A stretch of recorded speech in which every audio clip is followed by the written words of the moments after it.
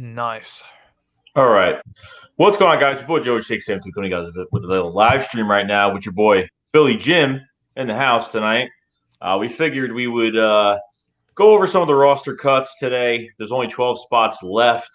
Go over some of these roster cuts, and that's really it. Just go over everyone specifically and with 12 spots left and talk about the game yesterday and just go through all that. So, Philly Jim, what is going on? How you doing tonight?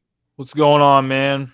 I'm doing pretty good. I had a rough night at the Phillies game. My subscribers know what happened. But everything got resolved with the whole debit card situation. So I'm just glad to be here talking about the Birds, get my mind off of the fact that the world is a shitty place. I'll just say that. Yeah, it is, dude. You can't trust anybody with anything, especially your personal belongings. You drop something. There's only been a few times where I went to Lincoln Financial Field, actually dropped something, and somebody picked it up. You know what I mean? Like Right. it's a hit or miss with stuff like that. People aren't scumbags. So I'm glad everything's resolved, and you can relax. You know. Yeah. All right, so going to go over these roster cuts today. Probably want to start off with, I'm just going to go over the list and just give me your feedback on some guys. First guy is defensive tackle Aziz Shatu. Defensive tackle was waived, but was injured. I don't know if you have anything to say about Aziz Shatu, but I don't. I think a lot of people on this list, I think, were just camp bodies. But there's a couple names that stand out, I will say. But a lot of the names I'm seeing off the team, not really surprised. yeah. So like defensive end Kasim Edebali, that we just some 29-year-old vet that we picked up, didn't do much of anything. Defensive end Eli Harold, that we traded our tackle from Penn State, undrafted tackle from Penn State, Ryan Bates, to the Buffalo Bills to get Eli Harold. That I thought maybe that would have done something, and I think you probably agree that probably would have hopefully done something in a nice trade, but hasn't really done much. Yeah, I mean, Eli Harold, he came to the league. He was a third-round pick by the 49ers, and they really had expectations for him, but he underachieved since he's been in the league, and the Eagles felt like there was something there, so they traded Ryan Bates, who Ryan Bates was really impressing people during training camp with how well he was playing with the offensive linemen. So I guess the Buffalo Bills, for the time being, they win that trade. We'll see if he makes their roster, but yeah, I'm a little bit let down by that because I really thought Eli Harold was brought in to be a rotational pass rusher. Like I thought he had a chance with that 5 or 6 defensive end spot. But as we know, Deshaun Hall was really, really, really impressive. So maybe that's what pushed Eli Harold out the door ultimately. Yeah, and I think a few guys. I think Sharif Miller is. I think everyone has pretty much done better than him at that position. I think Eli Harold has Sharif Miller's done good, and Josh Sweat has done a lot better, and he just hasn't really made any plays. So I mean, I agree with this release. I mean, there's really no point to have him here, but we'll keep in touch with the Bills and see if Ryan Bates does anything. And I was surprised when Ryan Bates got traded because this is a guy that was playing a lot of positions, left tackle. I think he was pretty much playing almost every position. And then they had a big article on him saying the more positions I know, the more I can make the team. Now, I don't know how well he played every position, but I know he went in at left guard a little bit. He pretty much was at every position. I don't even know if he played center, but I know he was playing guard and tackle on both sides. But how well he was doing, I really don't even know. But we'll keep in touch on that. So you have linebacker Hayes Pullard, nothing much there. Cornerback Orlando Scandricks. What does this mean to you by his release? Now, there's a lot of rumors that he might come back week 2. I don't know what that's all about. They're saying that the Eagles can always get him back week 2, which I don't know what that's all I about. don't get it. Yeah.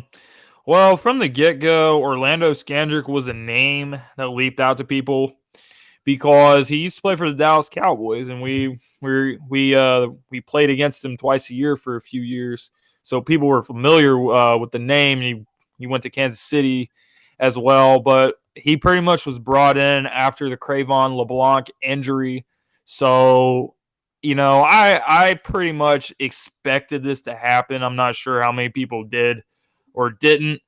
But I really didn't expect him to make the team. I thought he was just, brought in here. Cravon was injured. Darby wasn't 100%. So they were just bringing in guys just to come and play. And he was just a name that people kind of raised eyebrows about because, we were somewhat familiar with him with his days with the Dallas Cowboys. Yeah, that's definitely to remember.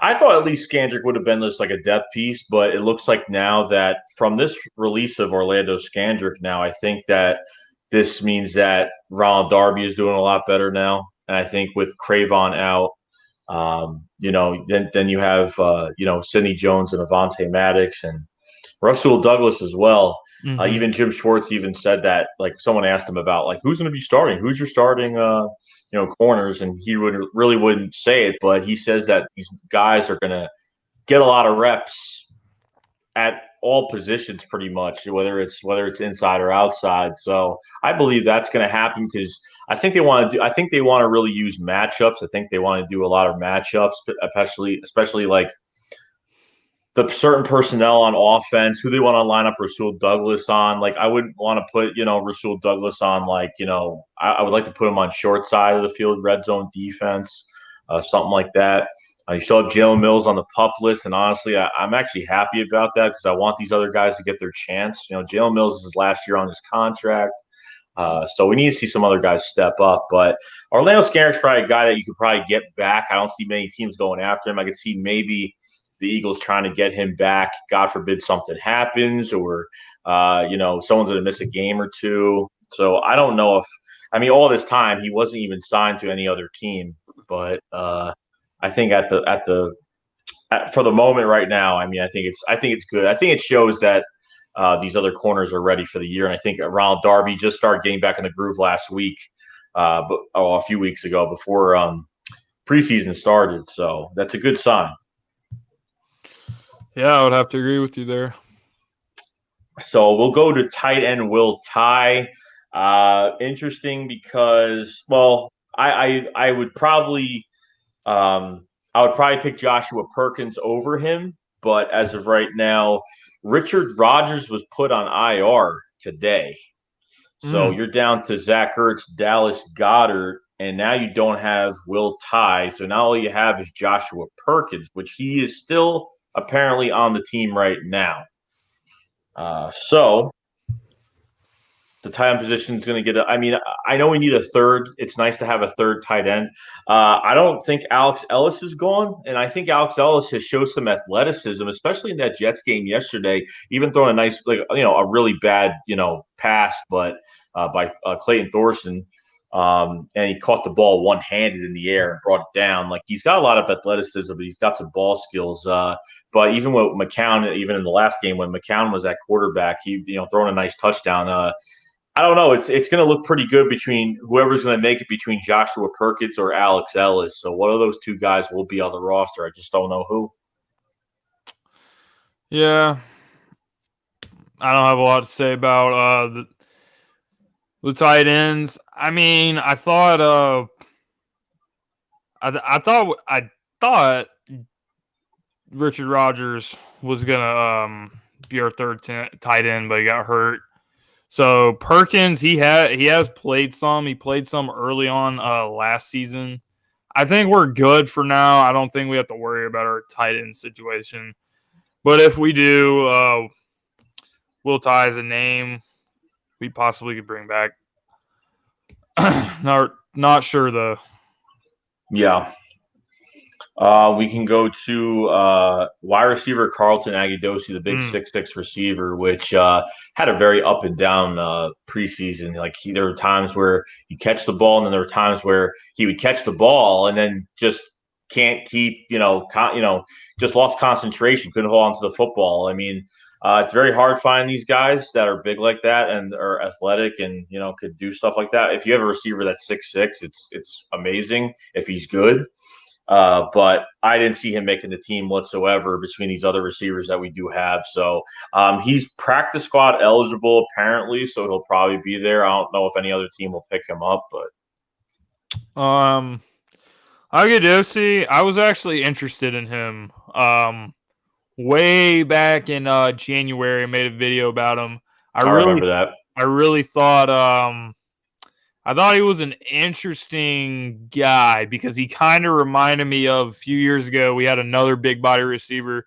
His name was Ifeanyi Moma, and all people were talking about him, and I saw a lot of the same characteristics there with him. But I think we've had a lot of receivers that have impressed during the preseason, not just our top guys. Of course, we know where our top guys are: Alshon, Deshaun Jackson, Nelson Aguilar, and Mac Hollins being in that mix too. JJ Arcega-Whiteside, the rookie, but Greg Ward, he's really been impressive. So guys like Greg Ward are pushing guys like Agudosi and guys like Marken Michel, who I really liked, out the door. So that's pretty much all to be said about that. Going on to safety, Trey Elston, center Anthony Fabiano, safety DeAndre Hall is not going to be there. So that's two safeties right there, Trey Elston and DeAndre Hall, because you already have Malcolm Jenkins, Ronnie McLeod coming back, which he's fully back now, Andrew Sendejo. Blake Countess isn't here either because we got rid of him a while ago because of injury. Who else do we have at safety? Tennessee. Oh, and what's his damn name? Son of a bitch. Fuck. Maybe somebody in the comments. Jonathan Cyprien. There you go, Cyprien. Yep. He's definitely making the team. Definitely. Yeah. Not much was productive like first two games, but after that, I don't know if they had him in too much. It just depends if they're in, they're not in. I don't know what the case is with him, but I think he makes the team. It's hard to evaluate because they're not playing with the first defense. You know what I mean? It's hard to really evaluate, especially when you have really bad players all around you that are trying to make the team. It's really hard for a guy to really stand out depending on who it is. It's like an up or down case with that, but safety's pretty loaded. Yeah. Pretty loaded, so I'm not worried about safety. I would agree. You have cornerback Eugene Harris. You have cornerback Josh Hawkins. Oh, my God. Camp body. Oh, my God. Hawkins, camp bodies. He got a pick yesterday, but I do not care. I do not care. Oh, yeah, those guys were bad. Him and McKinnon, oh, my God, those guys. These guys 49. Are bad. Whew, my God. I don't even have to say much about it, but it was just bad. I mean, Michael Floyd, killed him bad. I mean, Michael Floyd looked like he used to look like in his days with the Arizona Cardinals when everyone thought he was a great number 2 receiver alongside Larry Fitzgerald. But nah, Michael Floyd ain't that guy. You just made him look like he was that guy. We go to quarterback Cody Kessler. Oh, I am shocked that he didn't make the team. I'm sorry, I couldn't get through it. But yeah, Cody Kessler fucking sucks, man. It was brutal watching him in the dress rehearsal game against the Ravens. 4th and 3. The guy, you just stand there and you throw the ball at the turf. And Cody Kessler disgusts me. He should not even be near an NFL team. Clayton Thorson disgusts me too, but I won't go there. The guy's a rookie. But without seeing Carson Wentz for the first few weeks of preseason, it was pretty brutal until we got Josh McCown in there, and he had a good game against the Baltimore Ravens. But watching our quarterbacks play has been pretty disgusting, for lack of a better word. And what I'm seeing Trevor Siemian yesterday, like throwing the ball like it was nothing. Like we literally had probably the worst quarterbacks in preseason this year. I swear to God, like any other quarterback, I'm just watching other games. Like I'm watching highlights of other games, and they're throwing these passes, and like they're doing fine. These guys are like, it's taking this much of effort just to throw a football perfect to somebody's chest. I mean, it's crazy. And Clayton Thorson, bro, like worst pick of the. I can't even say That was definitely a waste of a pick. a waste. Fifth rounder. A fifth rounder shouldn't look that bad. I'm not saying I it's would look have like traded down. Looking back on it, I don't know. overall the draft was good, but that was a waste. Okay, so we already know what the quarterback situation now. We're got Josh McCown now, and thank freaking God. That's all I gotta say. All right, next tackle Riley Mayfield. We just picked him up 2 days ago, so He gone. nothing much. He gone. Cornerback Jeremiah McKinnon. We don't even have to talk about that because we already kind of talked about that already. Wide receiver Marcus Michelle gone. Yep. Man, I was really impressed with him on that one play he made against the damn Titans or whoever the hell we played the first game. I thought he had a chance to push for that last receiver spot with a Greg Ward. But I got to be honest, man, Greg Ward, he has really, really, really been impressive. Greg Ward, you can use in a Nelson Aguilar type of role. You can use him in the slot. You can use him on end arounds. He's got good speed. He's shown a lot during the preseason. So what I think what you have here is Greg Ward just pushed Marcus Michelle right out the door. Yeah, I was impressed with that 75-yard touchdown. I think the Jaguars game, he caught one wide receiver screen pass and got some yards on it.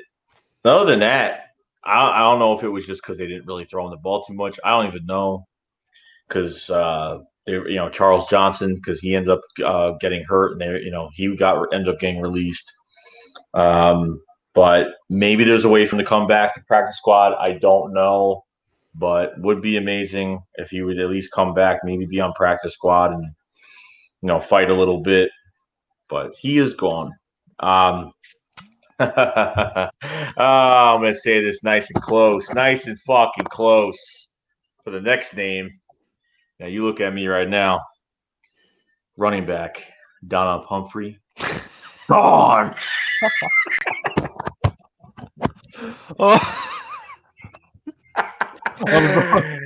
Yes. Thank God, bro. Listen, this guy's this guy's fucking trash, man. He can't see holes worth of shit. He can't run worth of shit. He can't catch worth of shit. He ain't worth of shit. He doesn't belong in the NFL. Donnell Pumphrey, peace out. Yeah, he had that one game. I forgot it was the Jaguars. He was doing his little, he was a running back and he was doing these little cuts, making guys miss. I'm like, oh, you might make the team. Hell, freaking no, guy's been hurt ever since we drafted him.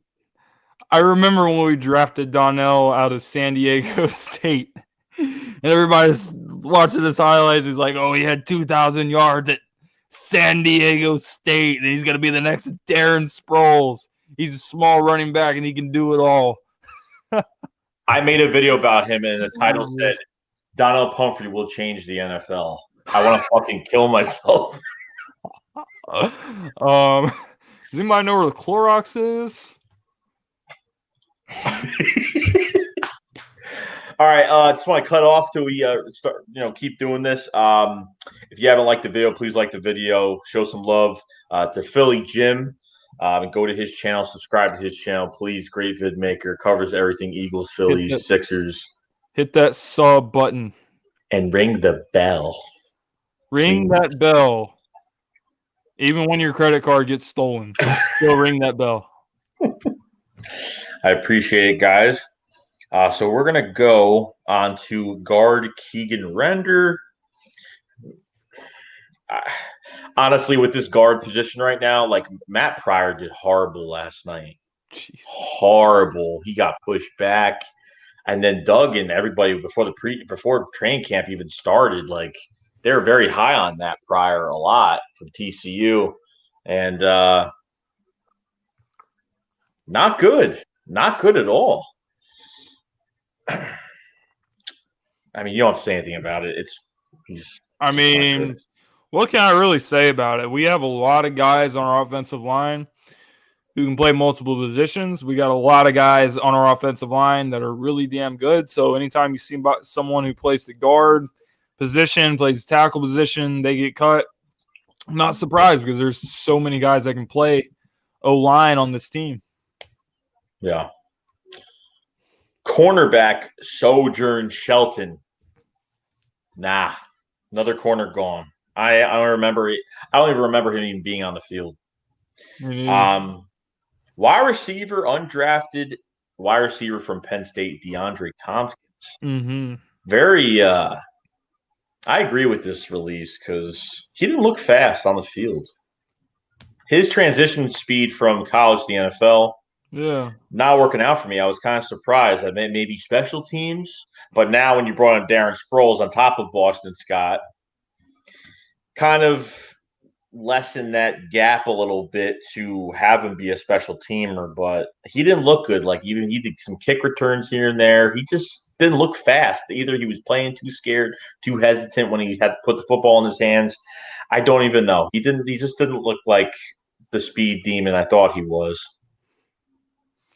Yeah, me too, man. I was watching him at Penn State, and the reason why I even watch college football to begin with is so I know what the hell I'm talking about during the draft. So when it came to the undrafted signings and I saw his name, I was like, oh, this guy can kind of fucking run. You know, he had some good plays with Penn State. He had some good returns. I thought his best chance to make it was as a returner, but it's like you said, his college speed on the field to his NFL speed on the field did not translate very well, for which I was pretty surprised, as were you.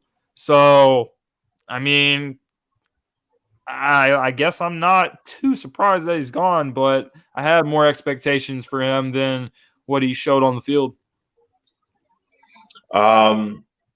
Even going back, even Braxton Miller that we released like a week or two ago, like a guy that was amazing in college, being that Ohio State quarterback, and just oh my god, like before he got drafted, I watched his highlights and I couldn't even believe this. And then getting to he get drafted by the Texans, then coming to the Eagles.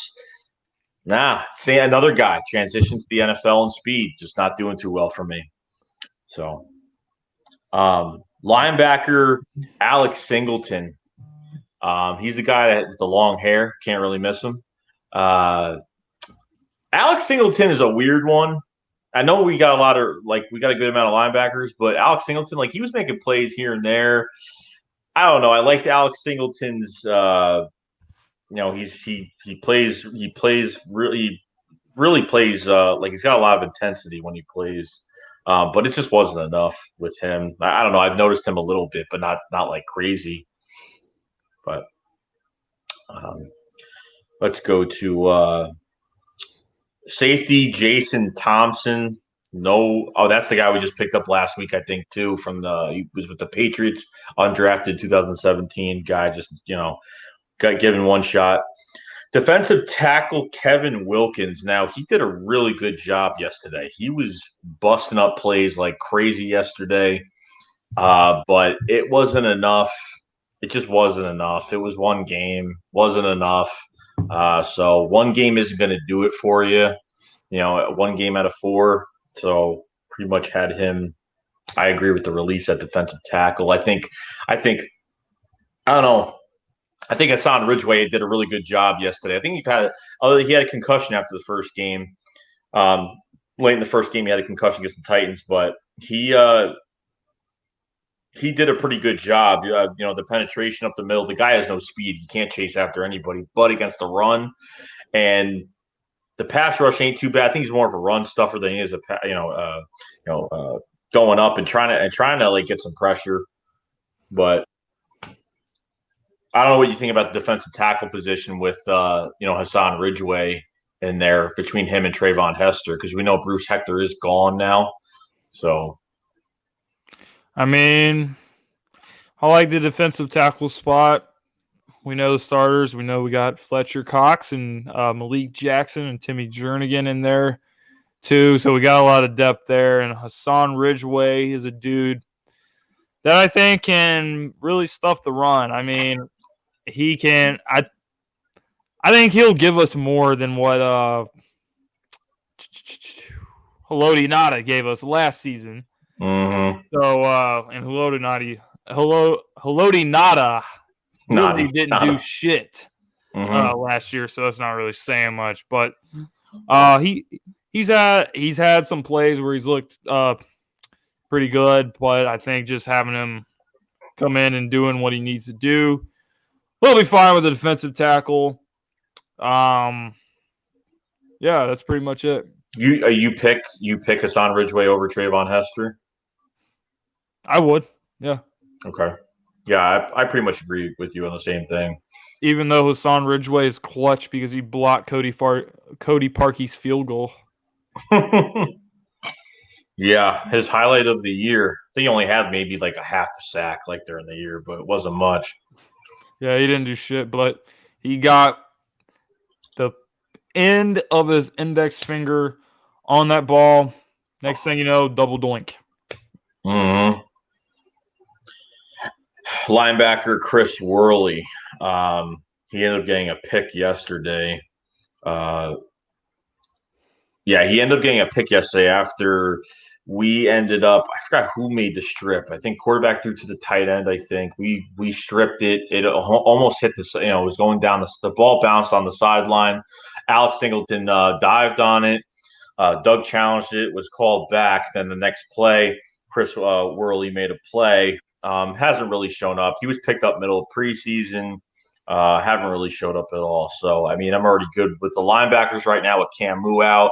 LJ Fort's going to be there, with Zach Brown and Nate Gary, until, Nigel Brown, until these other guys, Cam Moo comes back, hopefully middle of September. We should be good with that. And other than that, that is it for the cut list. So there's 12 more spots Eagles got to free up. And then by 4 p.m. tomorrow, it should all be set and done. This is where the Eagles will start adding probably to the practice squad and seeing if the Eagles make some moves, claim some players, and do some things. Because there's a lot of transactions today. A lot of teams are getting rid of a lot of people today. So I noticed a few today that were kind of eye-opening a little bit. If you go to linebacker, I know Shane Ray, the former first-round pick from the Broncos, he was released today. I didn't even know he was on the Ravens at all. I didn't even know until I saw it. Oh, yeah. Didn't even know he was there at all. Who else, if I can remember? Kayvon Webster, cornerback. I think he was on – where did he go? The Rams? I forgot where he went. I forgot what team he went. It's another guy at cornerback. I don't know if the Eagles are going to be adding anybody at corner or whatnot. I doubt it. I don't think so. So ultimately, we're just glad that this preseason is definitely over. I think this is going to be I know, and I think this is going to be a more boring preseason because even though you look at the Rams, like they didn't play any starters for 4 weeks. They didn't play anybody. Even last year, same thing. And they got, they made the Super Bowl last year, but we had some guys in here and there in the first 3 games. Quarterback never played, and we were going through some injuries with, especially the quarterback position with Nate Sudfeld going down, and then Kessler had a concussion. Then it got pretty bad after that. But I don't know, man. In the future of these preseason games, it's going to be really boring. It's like not only training camp and going through all these motions of what's going on. Now we have to go through 4 weeks of this, which they just need to. I think it's just going to be better if they bring in quarterbacks that could throw the ball. They could throw 10 yards. Yeah. Even like that catch. Remember JJ Arcega-Whiteside? Like even when McCown threw the ball, like I know it was like early, like he wasn't. It was like the first half. You know what I mean? Like threw the ball, it was like right to the ground. You know what I mean? On a little dump pass. You know what I mean? Like stuff like that. Like annoys me. Like you shouldn't be. I don't get it. It's like, how the fuck are you in the NFL? I know. It's like I could go on an NFL field and do that shit. Yeah. And I'm sitting here talking about what you're doing. Yeah, it's rough. So yeah, I mean, as far as the preseason goes, I said this on last time we were on, but the practices, it's like you say in your videos, it's not what Doug Peterson does with his team. It's not pity patty is the way you use to describe it. It's not like pity patty practices.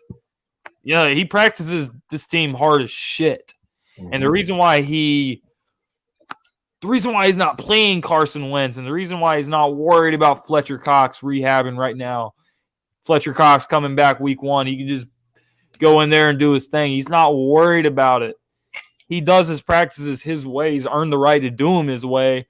And he likes these practices. He likes having joint practices with the Ravens, because when you have these game situations that he does in practice, he has a controlled environment. He can control what the situation is, whereas the preseason, everything's 100% live. And when everything's 100% live, there's no telling what kind of shit can happen. A few years ago, Julian Edelman tore his ACL in a preseason game. And he's trying to avoid shit like that happening. When we went into the season last season, everybody was banged up. Alshon Jeffrey rehabbing. Brandon Graham rehabbing. Carson Wentz rehabbing. That's not the case this year. These guys have been getting a lot of reps in the preseason. Carson Wentz got a lot of reps against the Ravens when they were in town with these joint practices. Got a shit ton of reps. He's ready. Nobody has anything to be concerned about. We got the Washington Redskins coming to town this next Sunday. And we're looking for him and this offense to really tear shit up this year. Yeah, no. It's just people just don't understand how Doug is running these practices, and it's like you said, it's an intense practice. It's not a pity patty practice, and like I know Carson got a lot of reps during those Ravens joint practices. I know for a fact he got a lot of reps. Does it really make it? Does it, because it's not a preseason game? It's not in front of the fans. It's not like the labeled as he was in a game. And people just got to relax. It's just like you don't need to put him in, because at least if it's at practice, if they get the sack, they'll get the sack, but they're not going to take him to the ground. If it's a game, these guys are trying to make the roster, so they're going to go all out, late hits. You never know. Like Nate Sudfeld just got hit, went to go break his fall, broke his wrist. You know what I mean? It's just, that's all it takes. And we don't need that, okay? I know Carson is going to protect himself. He's not going to be stupid. He's not going to, even in 17, when he even during the Panthers game, he scrambled up the middle and went to go take on the whole fucking defense. So I mean, I give the kid a lot of credit. I mean, he's real ballsy. He'll go up and make blocks. He's very ballsy. And I don't mind that at all. Like if it's the Super Bowl or if it's an NFC Championship game, if he's got to do that, then hey, whatever. He's got to do that. But as of right now, he don't need to be doing stuff like that. Start slotting, start throwing the ball out of bounds. Stop trying to make, I give the kid, like I said, give the kid credit. Trying to throw the ball. The play is never dead. The play is always alive. I understand that. That's Carson's motto. Never, the play is always alive. You just got to keep doing it. But that's what he's got to start doing, because we have a lot of guys. It's not all on Carson Wentz. You know what I mean? Everyone else is accounted for in this offense. I know it's going to be on him. More of it's going to be on him, of course. But I'm saying everyone's gonna, whether it's the running backs toting the rock, and these receivers this receiving core is one of the most unselfish receiving core I've ever seen because they don't care about their stats. They want to go out and get W's in the win column, and that's all that matters at the end of the day. Whether you get one catch or one catch or two catches the whole night, the Ravens at that joint practice, and I think it was Humphreys, the corner. I forgot who said it, but said that this offense is very hard to defend because there are too many weapons. There's way too many weapons on this offense, and it's hard to account for everybody. Who are you going to double team in this offense? I mean, you can't. No, double teaming is not an option. No, and I don't even care if Deshaun Jackson is playing week 1 with that hairline fracture in his ring finger, but just putting him on the field, just putting him there, not even making a catch, not even making a play, just putting him there is going to bring attention. It's going to take a lot off. It doesn't even matter. See, because the Redskins are going to find out coming through this game, like, all right, Deshaun Jackson has his fingers fucked up, but is it really going to matter? They got to respect the speed regardless.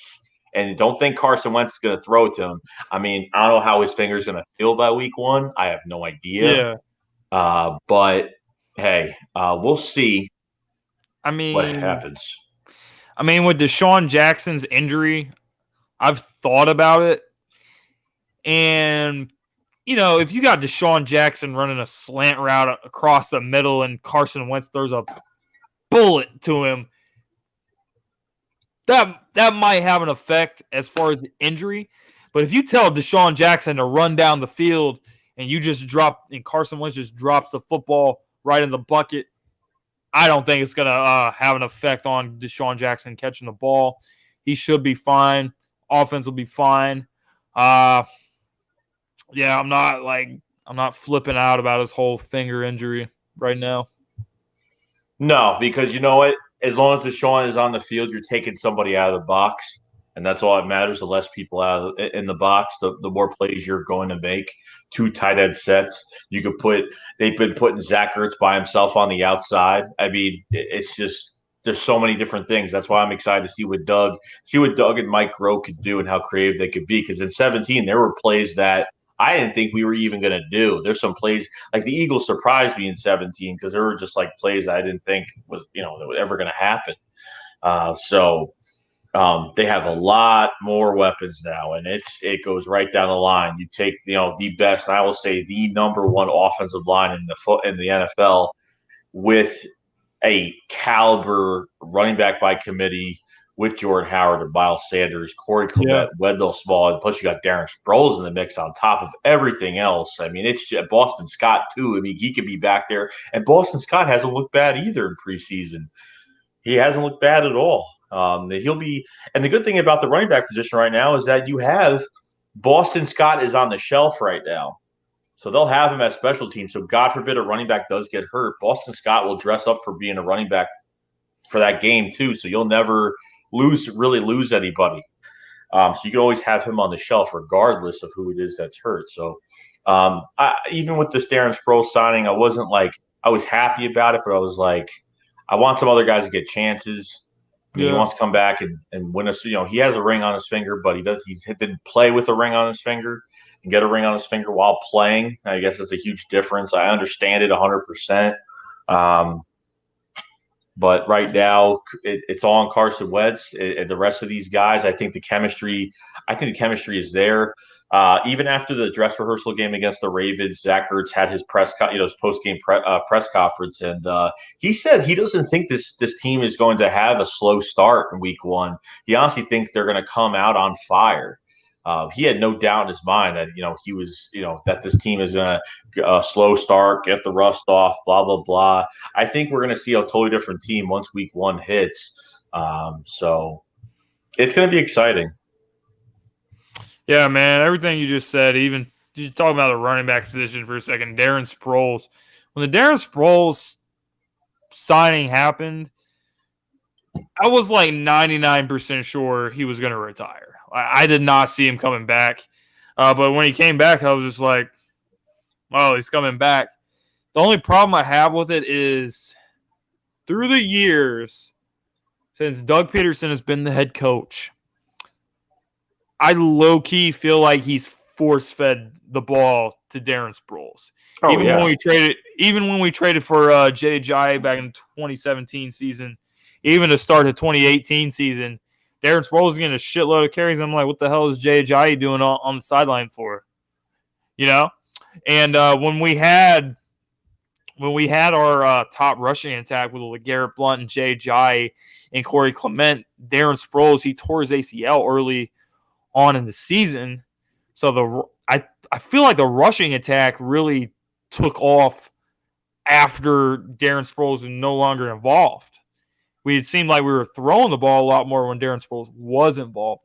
But what I'm hoping for is that with Jordan Howard and you draft Miles Sanders in the second round, that Darren Sproles is just going to be a guy that you put in for a few plays, a play here and there, nothing serious, more so just contributing as a return specialist, which he has done really well in his career doing that. So that's where I stand with Darren Sproles. I like our running back position right now. The only thing I will say is every year until now, every time you think Wendell Smallwood ain't going to make the team, he makes the team. But after last night, like 7 carries for 23 yards and a fumble, I think the Wendell Smallwood era has come to an end in Philadelphia. And we'll look on to other things. So I'm going to start by saying I like Wendell Smallwood. Yeah.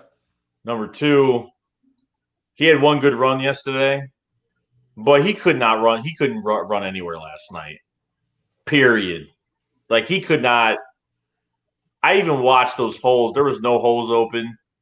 There was nothing open for him last night. He played most likely because, there's only a certain amount of guys that can play, but he probably just had to play because he had to play. But with the whole Darren Sproles, I like go to Wendell Smallwood. I love Wendell Smallwood. I think he has a better chance of making it than Josh Adams. Even Josh Adams has had a really good preseason too, other than the one fumble that he did have. Wendell Smallwood did fumble the ball yesterday too, so that was one fumble for him as well. Yep. If in 2017, if Doug used Darren Sproles way too much in that game and threw him pretty much a dump off suicide pass, which got him clocked, broke the forearm, tore the ACL at the same time, which is crazy. Would we have seen the ultimate ability of Corey Clement if that didn't happen? You know what I mean? Ask yourself. Because Corey Clement did so well last year. I mean, in 2017. It's just we're talking about a guy who had 100 yards receiving in the Super Bowl. A guy and a touchdown. Yeah, and a guy that at Wisconsin would never threw the ball to him. Never. It's a run first offense at Wisconsin. And he turned into a pretty overall good back that could do almost anything. Is he the fastest guy in the world? He's actually doesn't really have bad speed at all. He really doesn't, but he's a big body that can get through space, and he's physical. And for his size and how little wide he is, he can get around people and do good things. And yeah, Corey Clement has shown that, he belongs in this backfield with everybody else. So when it comes down to Wendell Smallwood and it comes down to Josh Adams, it's very, very hard for me, at least, because I'm a big Wendell Smallwood fan. Even last year, Wendell Smallwood, he doesn't hesitate when he gets the ball. He takes the ball and he runs. That's it. No patience, no nothing. He finds that crease. He finds that open space. He goes right in there and gets those yards. And you've seen that plenty of times last year. Josh Adams, on the other hand, I just think he needs to change. Like, we're on 3rd and 2, 3rd and 1. He needs to start changing the way he gets up at the line and stop being like waiting 10 seconds to be that patient. Exactly. because I saw a whole different Josh Adams this preseason, like threw the ball to him swiftly. He caught the ball and ran. I didn't even know it was him. Caught the ball and ran on the sideline. I was like, wow. I was like, he definitely been working his butt off. So I'm happy with both of those guys. And the Darren Sproles sign kind of made it a little harder on everybody, really.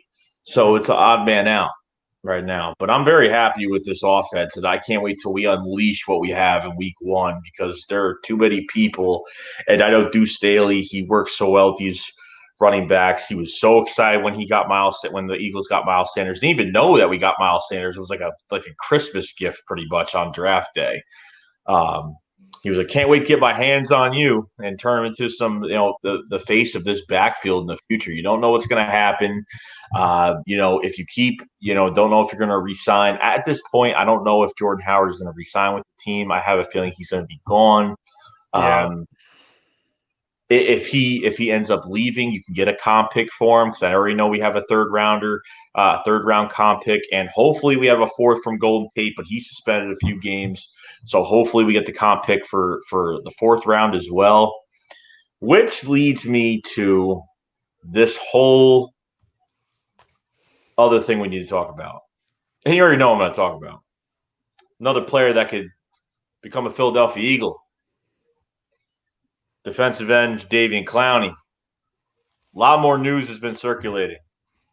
The Miami Dolphins were offered a first-round pick in Jadeveon Clowney for Tunsil and probably a late-round pick. The Miami Dolphins wanted more. A lot more. Jesus. I don't know how much more you want.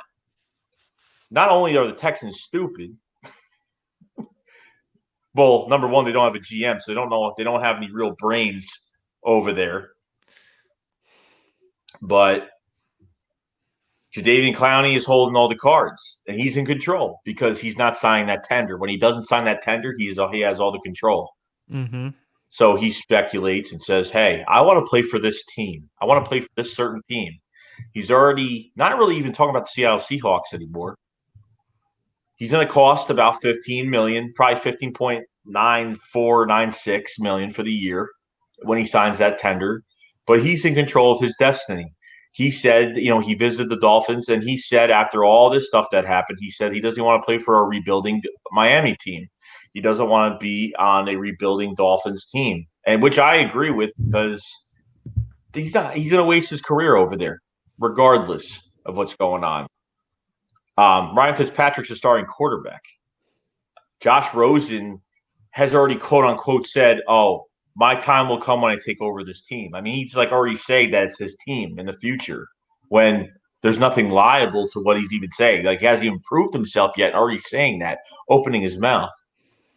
Jadeveon Clowney, I think it was, I forgot, I made a video about it. I think one of the beat reporters or one of the guys behind the scenes for the Houston Texans does the newspapers and stuff. Yep. Said that Jadeveon Clowney wants to play for the Eagles. He wants to play for Jim Schwartz. He wants to be on a Super Bowl contending team. And I don't blame him. He looks at this Eagles defense, and how can he not want to be here? There's some guys that look at this defensive line, say it's a defensive line that wants to come to the Philadelphia Eagles. Some of them are like, nah, I don't want to be in a rotation. I want to play full time. Those are those guys. That's how good the Eagles' defensive line is. He sees that, and he says, holy shit. He says, I not only can I look good this year, but I can get a ring at the same time. You add Jadeveon Clowney next to Fletcher Cox, next to Malik Jackson, next to Brandon Graham, Derek Barnett behind that, Timmy Jernigan behind that, Deshaun Hall behind that. It just gets better and better. But you get Jadeveon. Look. I see some Eagles fans on Twitter, and you've probably seen them too. It's like if we don't get a certain player, it's like the world is over. If we get Jadeveon Clowney, we're going to the Super Bowl. We have a Super Bowl caliber team on the defensive line, regardless. It doesn't matter. Yeah. We have that team. We don't necessarily need Jadeveon Clowney, but hell, if he wants to come here and you add that, yeah, it's unstoppable. And I know a lot of stuff could be smokescreen. A lot of stuff could be said. I think truly he wants to be on a Super Bowl contending team. And I really don't see any other teams picking him up. Do I think the Eagles will rent him for the year?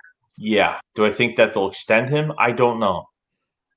Highly unlikely, but you never really know.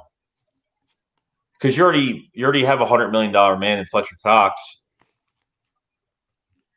You already have Malik Jackson, 3-year deal? I forgot what the deal was, 30-something million. I forgot what the hell it was. Yeah. Brandon Graham just got a new deal. Yeah. Jadeveon Clowney wants to get as much money as he wants. It's not going to be in Philadelphia. Plus, Carson Wentz just got paid. So that's going to be a problem, but you never know what Howie Roseman, what he could do. He likes to move money around, restructures. You never know at this point. They think they can keep Jadeveon Clowney on a new deal for 3-4 years. $40 million, maybe 28 guarantee. You never know. You never know what they could do. But what do you think? How do you feel about this team without Jadeveon Clowney? How do you feel about the whole what's all the news going on? What I just said pretty much about Jadeveon Clowney right now. Well, I'll start by saying this. It's pretty much nailed it, but I've never felt like, we need Jadeveon Clowney to go back to the Super Bowl. We need Jadeveon Clowney to win the NFC East. We need Jadeveon Clowney to be one of the top 2 or 3 seeds in the NFC. We need Jadeveon Clowney. I've never felt that way because of who we have right now. We have Brandon Graham. I'm going to say something about Brandon Graham right now. You're going to see a different Brandon Graham than what you saw in 2018. 2018, he was coming back from an injury. He didn't look too great statistically wise, but I still feel like he made an impact on the field. And he really showed up in the playoffs for sure. That's for sure. Had a really good strip sack on Drew Brees. Weren't able to fall on that. And those kind of plays cost us the game. But we all know Brandon Graham's known for being a good strip sacker. Won't say the play he's known for, but we all know what it is. Fletcher Cox, dominating player, can completely take over a game. As far as Malik Jackson goes, that's your first signing of the offseason. You add him and you put him beside Fletcher Cox. And Malik Jackson can be a number 1 defensive tackle on a lot of teams in the league. The Green Bay Packers, who were in contention to sign him, they let go of Mike Daniels. Mm-hmm. If Malik Jackson is a Green Bay Packer right now, he's unquestionably their best defensive tackle on the roster. All right. And you got guys like Derek Barnett, who a lot of people, the former first-round pick, a lot of people are high on this guy. A lot of people think this guy can develop into a really good player. Timmy Jernigan, you get Timmy Jernigan back for dirt cheap. You get him back for nothing. It was cheap as hell. I don't know the exact number. It's like $1 million maybe. And they got him back.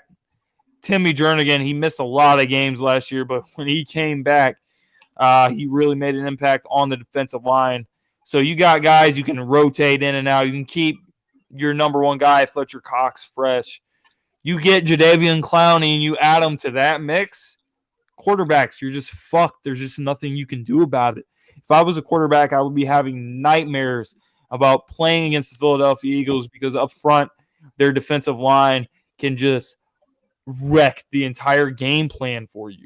All of these guys. And adding Jadeveon Clowney would just be unfair. And there's been a few teams that are in the mix for Jadeveon. We know the Philadelphia Eagles are there. The Miami Dolphins. It's not going to happen because Jadeveon Clowney has been very adamant that he does not want to go to Miami. He doesn't want to play for a shitty team. He wants to play for Seattle. He wants to play for Philadelphia. He wants to play for I think those are the only 2 teams that reported that he, quote-unquote, wanted to play for. But I also know the New York Jets have been in the mix. But let me ask you this. What do you think? What can the New York Jets give up right now? What can the Miami Dolphins? Hell, the Texans are basically begging the Miami Dolphins to take them. They won't do it. They give you a first and Clowney. You still say no. What about I already mentioned the New York Jets, Seattle Seahawks. The Seattle Seahawks are decimated right now. All their receivers are injured. The Texans are looking for offensive line help and receiver help. The Seattle Seahawks cannot afford to give up one of their top offensive linemen or one of their top receivers right now because they simply don't have anything. The Seattle Seahawks would have to give up multiple draft picks, and that is not something that Pete Carroll is going to be okay with doing. So the Philadelphia Eagles, in the end, have the best chance to land Jadeveon Clowney. We have the ammunition to do it. We can discuss all night long about who we think should give to them. But in the end, getting Jadeveon Clowney on this team honestly may not cost as much as we think. Because in the end, the Houston Texans are not the ones who have leverage in this situation. It is Jadeveon Clowney who has the leverage in this situation. So don't be surprised if you're able to pull off some sort of heist and you give up a third-round pick or something and like a player and you get Jadeveon Clowney in here for a year. It makes your defensive line unfair. It makes it a nightmare for Dak Prescott, Eli Manning, Daniel Jones. I don't care who's starting for the New York Giants. I don't care who's starting for the Washington Redskins. Case Keenum. Fucking Dwayne Haskins, Colt McCoy. Jesus, these are some bad quarterbacks. It doesn't matter who you are, even the best of the best. They're thinking about this going up against this defensive line. They're really, really thinking long and hard about it. The Texans have actually called the Washington Redskins, which you know who they're going to go after. Trent Williams. They don't want to trade Trent Williams. No. And I don't blame them either. I mean, Trent doesn't even want to play for the Redskins probably right now. Dan Snyder had an interview, I think a day or two ago, said that Trent is going to be here. He has no focus of him going anywhere else. So as of right now, with these phone calls, and this is a week before the season starting. I mean, this is just – what teams are going to give up that much before the season starts? You're getting prepared for your first NFL game in week 1. You're getting prepared for your first game, and you're doing this now? Titus Howard didn't work out for the Texans. The Eagles jumped in front. They got Andre Dillard. Perfect. They did the total opposite of what I thought they were going to do in the draft. I thought there was going to be a Hollywood Brown in the mix. I thought Josh Jacobs was going to be in the mix. I thought my dude from my dude from Clemson, I keep forgetting his damn name because I haven't talked about him so damn long. Christian Wilkins. And then went total opposite and did the right thing. Get that offense, get that left tackle, because otherwise we would have been like, is Jason Peters going to stay healthy? Is he going to be able to play a whole season? Who's going to take his spot?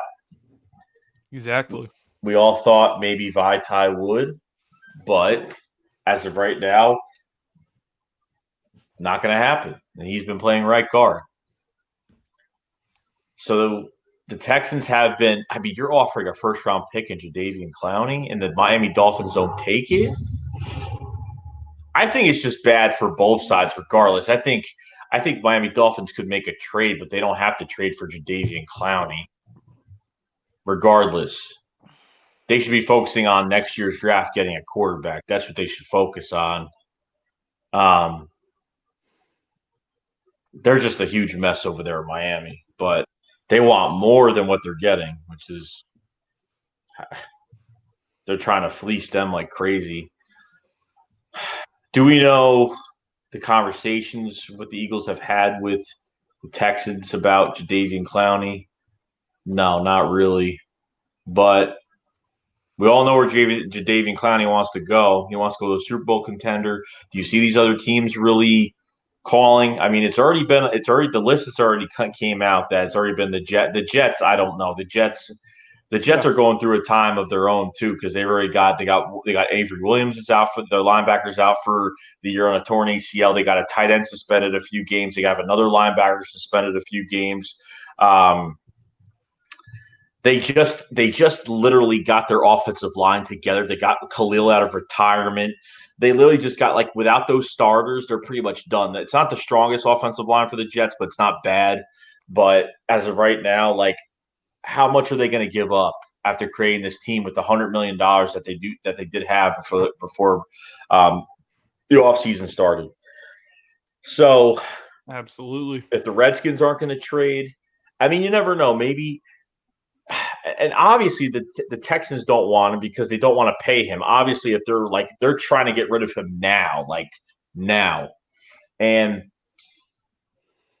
there was reports coming out that Jadeveon Clowney was going to hold out, that he was going to miss some games, which I think the Texans want to move him now than have him just sit out, lose some money, and do something like that. Or it could be the trade deadline by week 9. The Eagles always do that one move at the trade deadline. Could they do it then? I don't know, because I don't know if Jadeveon Clowney, I think he really wants to play. He wants to play this year. He doesn't want to miss time. He doesn't want to sit on his ass and do nothing. So it's going to be – something's going to happen soon.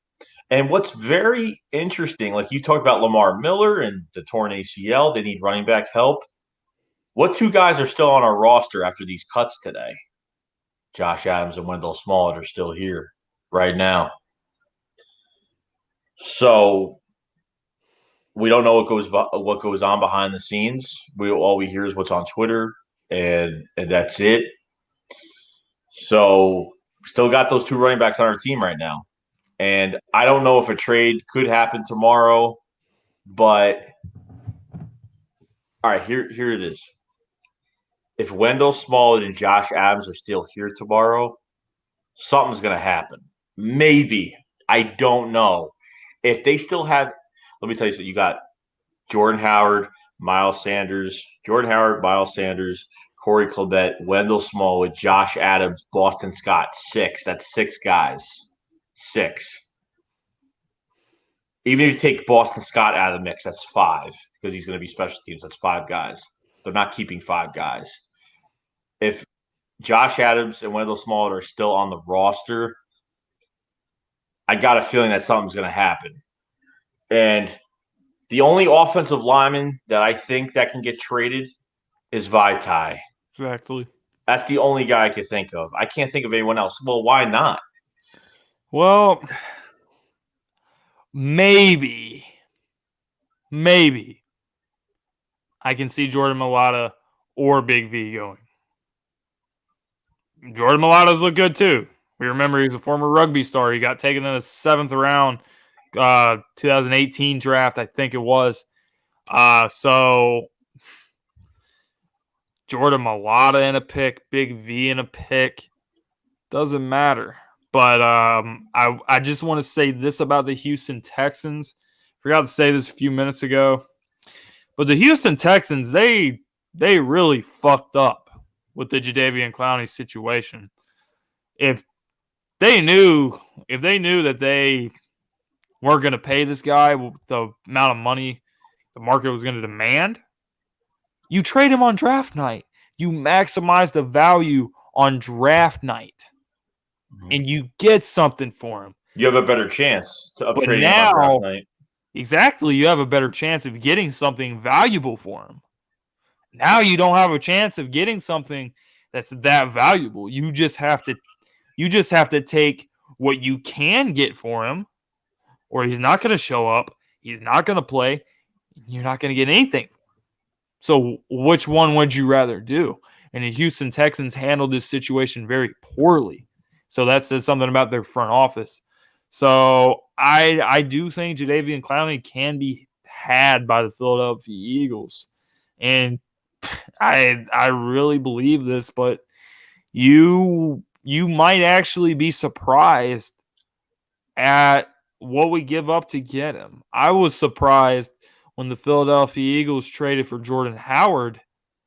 I wasn't surprised that we traded for Jordan Howard, but I was surprised what it took to get Jordan Howard. Mm-hmm. I thought you're going to see the team giving up a 4th round. Jordan Howard could be a starting running back on many, many, many, many, many, many teams in the NFL.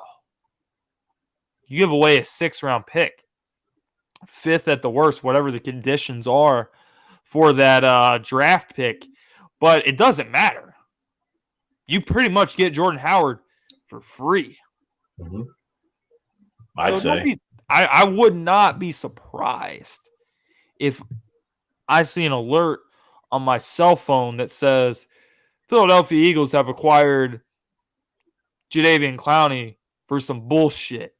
I'll be like, oh, just a normal day at the office for Howie Roseman. Because that's what he does. And if the Texans wait until the trade deadline, like you said, they're gonna be fucked. They're gonna get even less than what they can get right now. And they really can't get shit that's valuable right now. So that's the problem. And Jadeveon Clowney holds all the cards. He controls the situation. He controls where he goes to. And I want to say something about the Seattle Seahawks before I finish off what I'm going to say. Seattle Seahawks are a good team. Seattle Seahawks could still get a wild card spot, be a playoff team. Seattle Seahawks are not a Super Bowl contender in the NFC. In the NFC, you have a few teams that can go to the Super Bowl. That is us. That is probably the Rams. That is probably the Saints or the Atlanta Falcons. Other than that, unless Aaron Rodgers leads Green Bay and they go on a tear and they become the hottest team in the NFC, like they did the first year Green Bay won it all. Other than that, these wild Dallas and Seattle, these wild card teams, they're really good teams, but they're not good enough to make it to the Super Bowl. So what does Jadeveon want? We know what he wants. Yeah. He wants to go to a Super Bowl contender, right? He, like you said, controls the whole situation. When he doesn't sign that tender, he doesn't control the situation. So he is going to make the Texans front office go on their knees and say, where do you want to go? What team do you want to go on? Where do you want, out of respect for him for being there and doing all that he could for that team, never getting into trouble, always being a good player off the team. Give the guy what he wants, because you were right about draft night. They should trade. It's better to trade a superstar on draft night because there's a time limit between every pick. There's more pressure. Guys are like, okay, we'll take the deal. You know what I mean? It's not like they have all this time, but technically right now they don't have all this time because they have literally a week. They want to try to get him. They want to try to move him to another team at least by like early next week, the latest. If that's the case, I would try to get him out earlier. But now it's a game of chicken now where Miami Dolphins are like, oh, we want more. How much more do you want? A first-round pick plus Jadeveon Clowney? But I think getting rid of Tunsil's stupid anyway. I just think that's dumb. Because if you think the Eagles are getting rid of Jason Peters, hell friggin' no. That would be a big fuck you.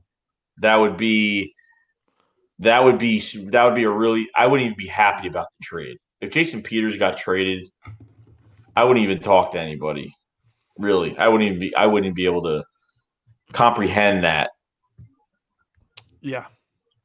And if you think you're not getting Andre Dillard.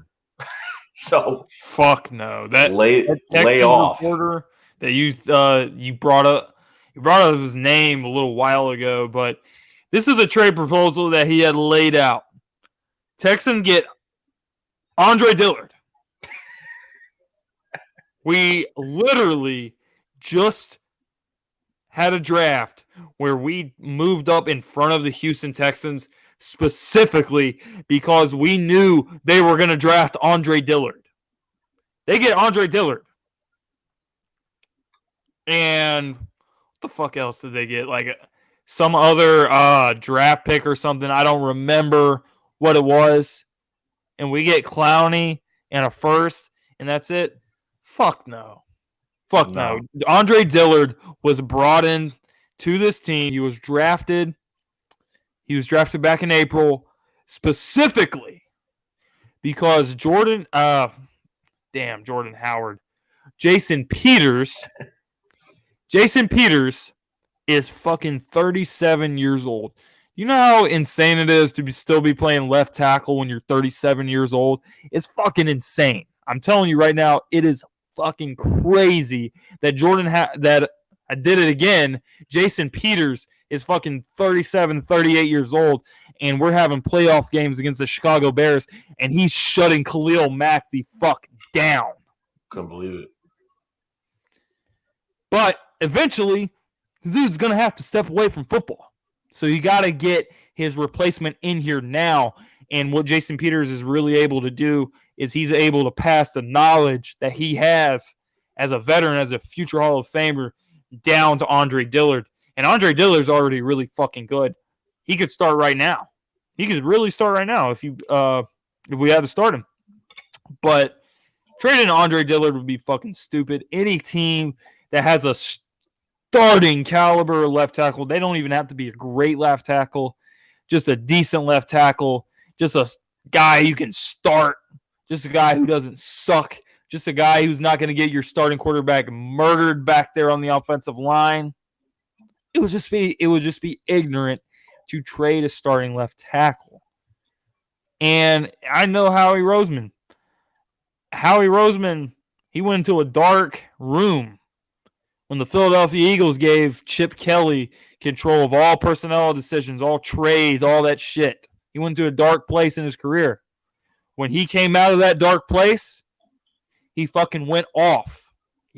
This is not the same guy anymore. This is not the same Howie Roseman. This is not the same era of Philadelphia Eagles football. We make smart decisions. We make smart signings. We make smart trades.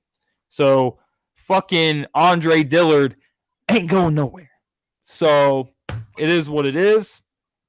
If Jadeveon comes here, it's going to be a smart deal. It's going to be a good deal. We're not going to jeopardize the future for a guy who may or may not be here for the long haul. Yeah, would the Texans actually trade for Jason Peters though? Like, would they even want a guy like that? I mean, are they that desperate? That's the question. They seem desperate. They're making the phone calls. They're the ones making the phone calls. And it's too late. It's too late. It's way too late in the season. And like you said, like with Howie Roseman, how he could finesse, making the phone call with the Texans. And so far with the Texans, they got no GM of personnel, nobody. So who's making the decisions? Ownership down to the head coach, most likely. And they don't want Deshaun Watson to, have another torn ACL, another knee injury. And, you don't want to go through a situation now where Deshaun Watson is going to be running for his life. Now you don't have a running back. It's DeAndre Hopkins and Deshaun Watson. That's all it is now. Bill O'Brien might be gone after this year. He's going to be gone. They don't make the playoffs, he's gone. Even if they make the playoffs and they lose in the wild card round, you got to fire him. I felt the same way last year. I mean, I was just watching this team play. I was like, they got to fire this guy. They cannot win with this guy. No matter they have a quarterback or they don't, they got Brock Osweiler back there, or as some people like to call him, Brock Assweiler because he's ass. And Deshaun Watson. The guy is one of the best young quarterbacks in the league. You have arguably, some people have this guy as the best receiver in the league, DeAndre Hopkins. Look at what he's done with all these shitty journeyman quarterbacks, still putting up 1,500 seasons. And you can't fucking win with them. It doesn't matter if you have a quarterback, if you have a shitty quarterback, if you have a middle-of-the-pack quarterback, if you have a quarterback that's really good, if you have a quarterback that has a lot of potential. Deshaun Watson could be a future superstar in the league. You can't fucking win with this guy. You're not going to win with this organization. That's what Jadeveon Clowney kind of knows. He's trying to get out of there. So we'll see what Howie Roseman whips up in the front office, what he whips up back there to make a deal. I think it could happen. But if the Texans are asking for too much for him, hey, we're chilling. We can go with this defensive line unit we have right now. And good luck to you teams in the NFC, because I don't think any team in the NFC has the depth of the defensive line that we have. Oh yeah, that's definitely true. Defensive line is our strong suit right now, and Eagles did a very good job this offseason, especially during the draft and free agency to get what we really needed this year. And a lot of guys coming in for cheap. I see too many guys on other NFL teams that are holding out or don't have enough depth, or they're pretty much lose a guy and they're done. The only guy I think if we lose this year, I'm going to talk defensively. Two guys that I don't want to lose this year, two guys I think that need to be on the field constantly every game this year is Fletcher Cox and Malcolm Jenkins. Those are probably the two guys that we need on the field all year round. I mean, honestly, Malcolm Jenkins knows how to take care of himself, because even during the Chip Kelly days, he played all his reps that Malcolm Jenkins did have equal to 2 extra football games. That's how many reps Malcolm Jenkins did have.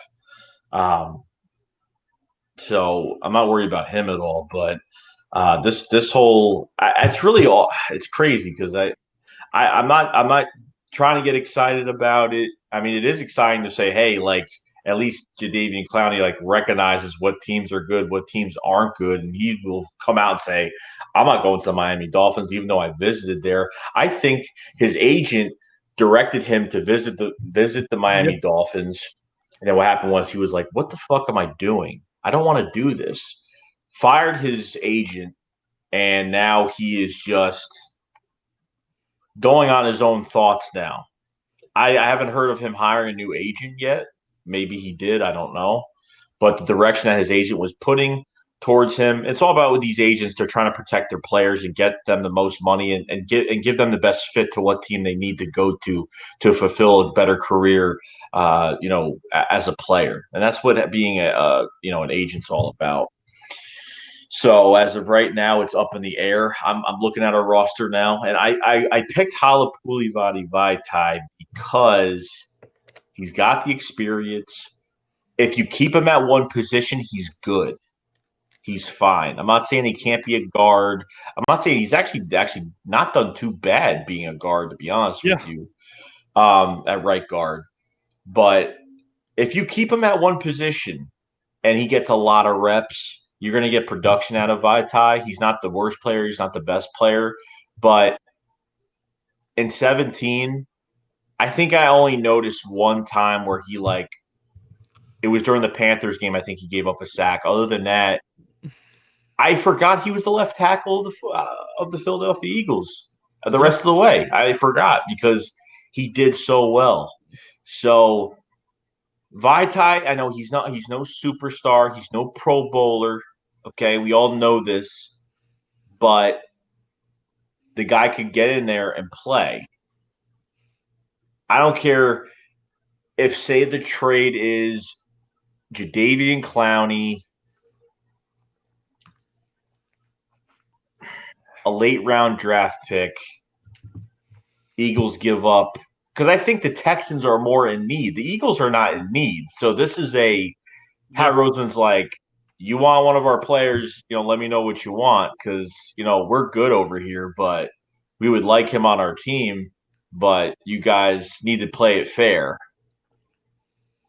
We're not giving up anything. They're the ones that need a tackle. They need a running back. The Eagles have running backs, but tackle-wise, Vaitai is the only guy that I know could at least go in there and do something. Because even with Jordan Mailata right now, he's had his ups and downs in preseason, but more upside. He's had a lot of snaps.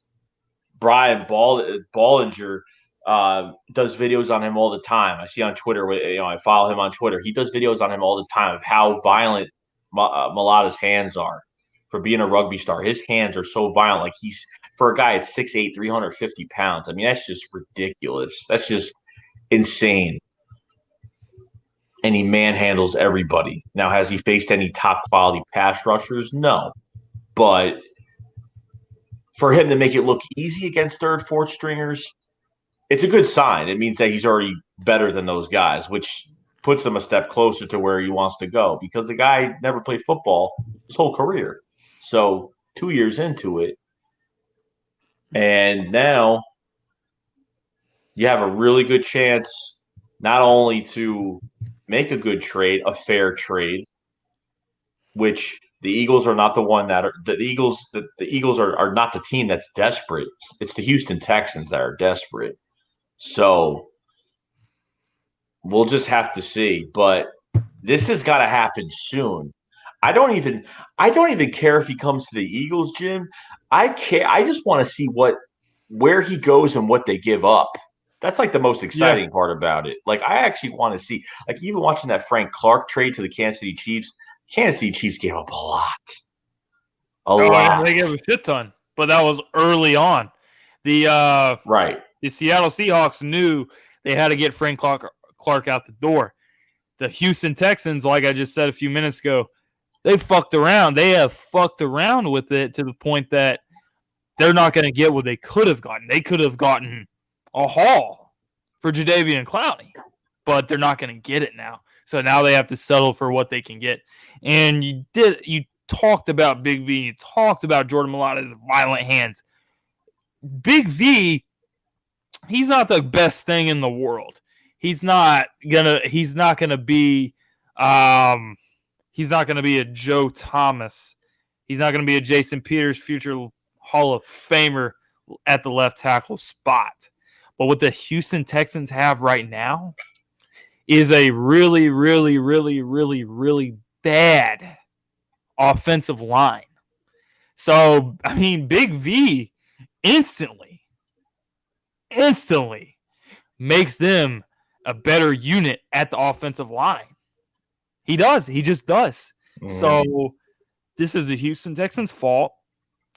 The front office in Houston, the Texans fan loyal to Houston, he's a fan of both of our channels. He's been talking about the situation as well. He knows the Texans fucked around with this. So at this point, the Texans have no choice but to take what they can get. And what they can get is probably Big V and some middle of the pack draft pick. That may be it. That may be the best offer that you can get right now. Because all those teams I said were interested in the New York Jets. The New York Jets are a good football team. I have the New York Jets making the playoffs as a 6th seed. But the New York Jets are not going to be willing to give up something significant. The Seattle Seahawks don't have anything that's significant enough that they can sacrifice right now. So what options does Houston have? They don't really have any options. So as far as I'm concerned, they have to take what they can get. I don't see him staying there. I don't see if they're trying this hard to get rid of him, there's no way he's staying there. I mean, they're trying really hard. I just don't see. It's not like they're just they're taking some calls, or you know how some reports say they're taking calls but nothing serious, or they're literally like calling the Jets, calling the Redskins, calling the Eagles, calling the Seahawks. What can you do? What can you do for us? It might have not went down like that, but it sure looked like from a lot of reports that it has looked down like that. And on NFL Network, it was like a week or two. It was like early last week or the week before. It said that Clowney was supposed to show up to training camp, or he was supposed to show up during practice. Never happened. Here's two things. Do the Eagles – you can give up a third or fourth round pick this year if you have to. If you add Vaitai in the mix, let's just put Vaitai because we just say his name. If we had Vaitai in the mix, could you put a third round pick on it? Because of the comp pick from Nick Foles leaving, you're going to get a comp pick next year. You're going to get a third round pick next year, regardless.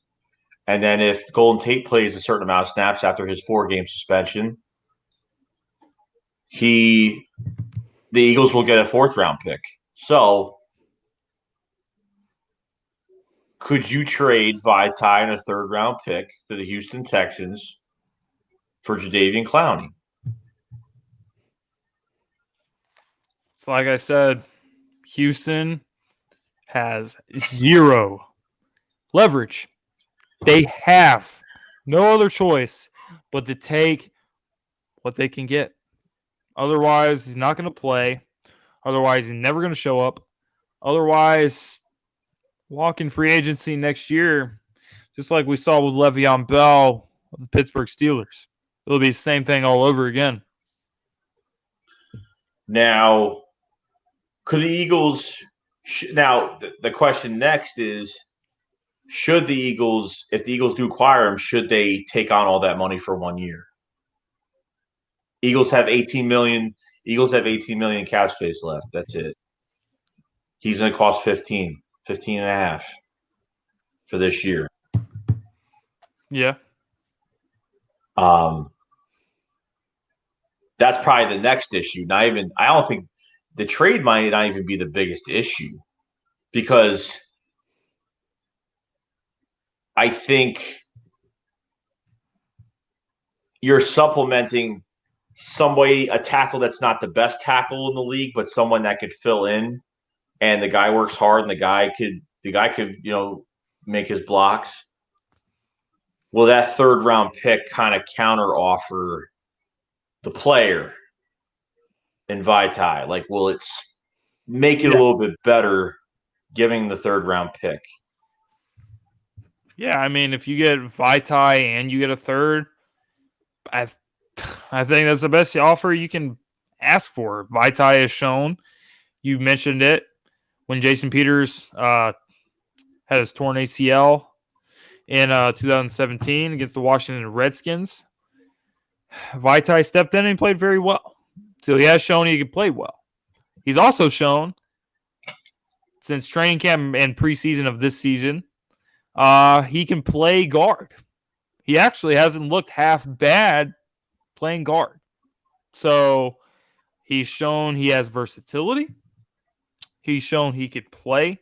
He started over half that season because Jason Peters was injured. Also, during Carson Wentz's rookie year, Lane Johnson had a 10-game suspension. He had to step in for him. It was kind of a nightmare because Big V was a rookie. But nonetheless, he got that playing experience. The guy's experienced. The guy's played. He can play multiple positions. Houston has a horrible offensive line. They need all the help they can get. Big V in a third, I'd be surprised. I'd be surprised at this point where we are in trade talks, where we are. There's a fucking game on Sunday. Yeah, we don't have Your a whole opportunity to get the big ass haul that you were going to get has come and gone. So you either have to accept this or accept nothing. And that's just that. Yeah, that's why it's a big rush right now, because it's the time. Like, I don't think I've ever seen this really happen so close to the season, where Me neither. someone's got to trade like a superstar like now. And I don't know how much in cap space they're getting back if they get rid of Clowney. I don't know how much dead money they're going to have. Or I got to search that. I have to go on overthecap.com and check that, actually. Yeah. But that's the next. Yeah, the next question is pretty much the next question is going to be: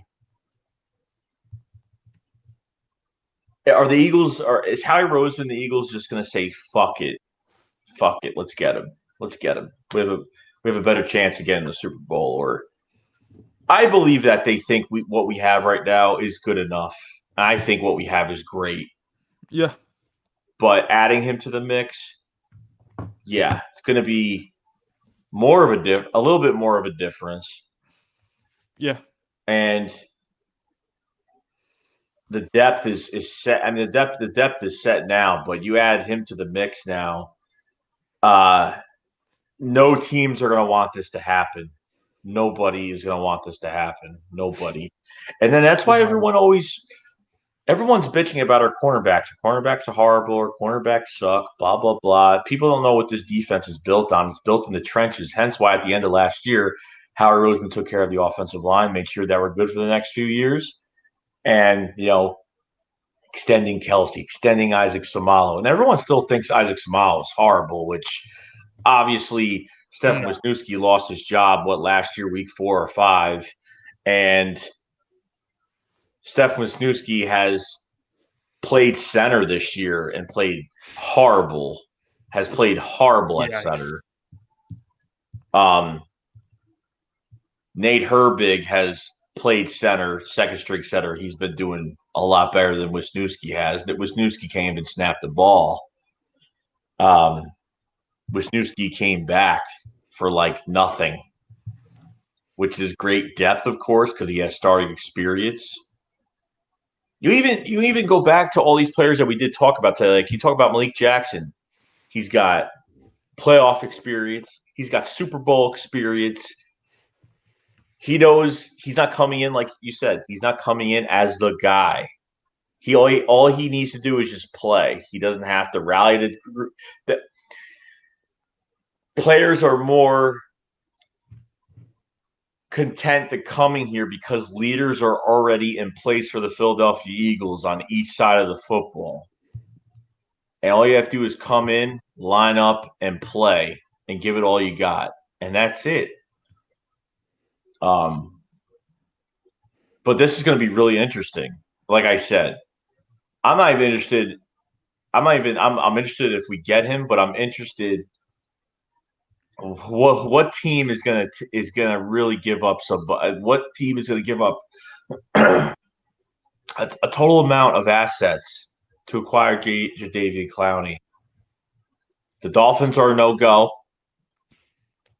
The Redskins are definitely a no-go because they already waste so much. They throw money at anybody that comes to the team, regardless. So the Redskins are just a money waster, pretty much. And it doesn't matter if he comes here, honestly. I don't care. Would it be exciting? Yes.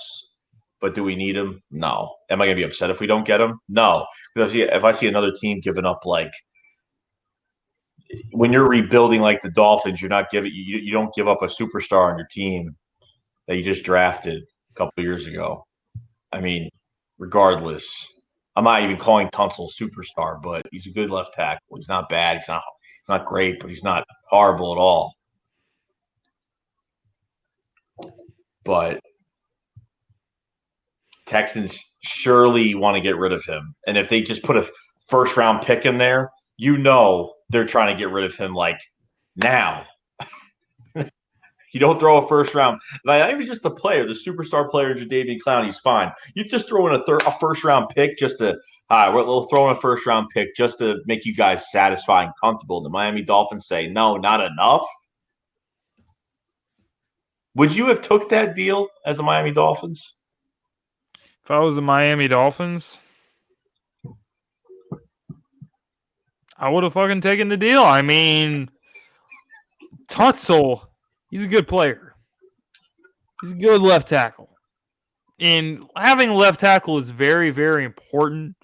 But if a team picks up the phone and they say, hey, right now, I'll give you Jadeveon Clowney and I'll give you a first-round pick. And you say, fuck that shit, I'd be shocked. But the Dolphins did it. So that made the situation even worse for the Houston Texans. So as I have said repeatedly, they have to take what an opposing team offers for him. But regardless, if just say the trade went through, right? And just say they said, all right, Jadeveon Clowney, all right, the trade is finalized. Well, not as in like by words it was agreed. Jadeveon Clowney doesn't sign his tender. They can't do a damn thing. So they actually have to call Jadeveon Clowney and say, hey, we're going to make a trade. We're going to trade you to the Miami Dolphins. We gave her, what'd you give her up? Well, first round pick, blah, blah. Well, I'm not going to that team. What do you mean you're not going to that team? He's like, well, we've already talked about it. He's going to be like, well, I'm not going there. He can't. He holds all the cards. There's nothing that he can do. No. Like, until he signed, why can't the Texans just do right by him and say, hey, where do you want to go? That's it. It's over. It probably, I don't know if there's like some like conflict going on between the front office of the Texans and Jadeveon Clowney, but until he signs that tender, that he could literally sit there and have that front office on their knees begging to where he wants to go. I mean, I don't even know, visiting the Miami Dolphins, he just probably was like, oh, hell no, I can't, not here. But there's so many situations, and then, like I told you before, I'm seeing Josh Adams and Wendell Smallwood still on this roster. Still seeing both of them on this roster. Still holding on to both of them. So, I don't know. It's up in the air. But this has got to happen soon. I just want to see what happens. It's got to happen soon. They got to do something. Texans have no choice. Yeah. And if Jadeveon Clowney holds out, he holds out, then that's just the case. If he holds out, then he holds out. And the Texans don't want that. The Texans want to move him now, and that's all that matters. That's what they want to do. But if the Miami Dolphins wanted to fleece them that bad, I don't even know what else you need. What else to do? What else would have made that? Like, I see the reports, like when it first came out, it was like, oh yeah, I think a second round pick would do it. Well, apparently not. We want Hopkins, we want Clowney, and we want a first. That's what we want. That's what will satisfy our wants. Yeah, I want Clowney. I want 2 first rounders. I want DeAndre. I want DeAndre Hopkins. Yeah, this shit ain't gonna happen. No. Houston Texans fucked up. They should have had this shit done months ago. They could have got a lot more months ago. Now they're just gonna have to settle for whatever the fuck they can get. And we don't even know what that'll be. We don't even know if that'll be Big V in a third. It might be Big V in a 6th for all we fucking know. Mm-hmm. So that would be murder. So Jadeveon Clowney, so he got tagged this year. So he couldn't go and talk to other teams, couldn't go anywhere. That's why he got tagged. So either they tagged him because they want to get value for him, because they don't care about the cap space. They want to get value. $15 million, 15.9496, whatever number it is. And that comes into a whole equation too, is how much he's going to cost for the year as well. Because it's like, I'm going to be paying this guy $15 million this year, but you guys got to give us a break. We'll give you a break. You give us a break. Like, we got to pay this guy a certain amount of money this year. So, I don't know. This is going to be like something. It's either something's going to happen or he's just going to hold out until like the trade deadline. No, that's not even right. Because who's going to pay Jadeveon Clowney after week 9 $15 million for what? Another 7 games? Seriously, like, who's going to do that? The trade deadline. Dude, no one's going to do that.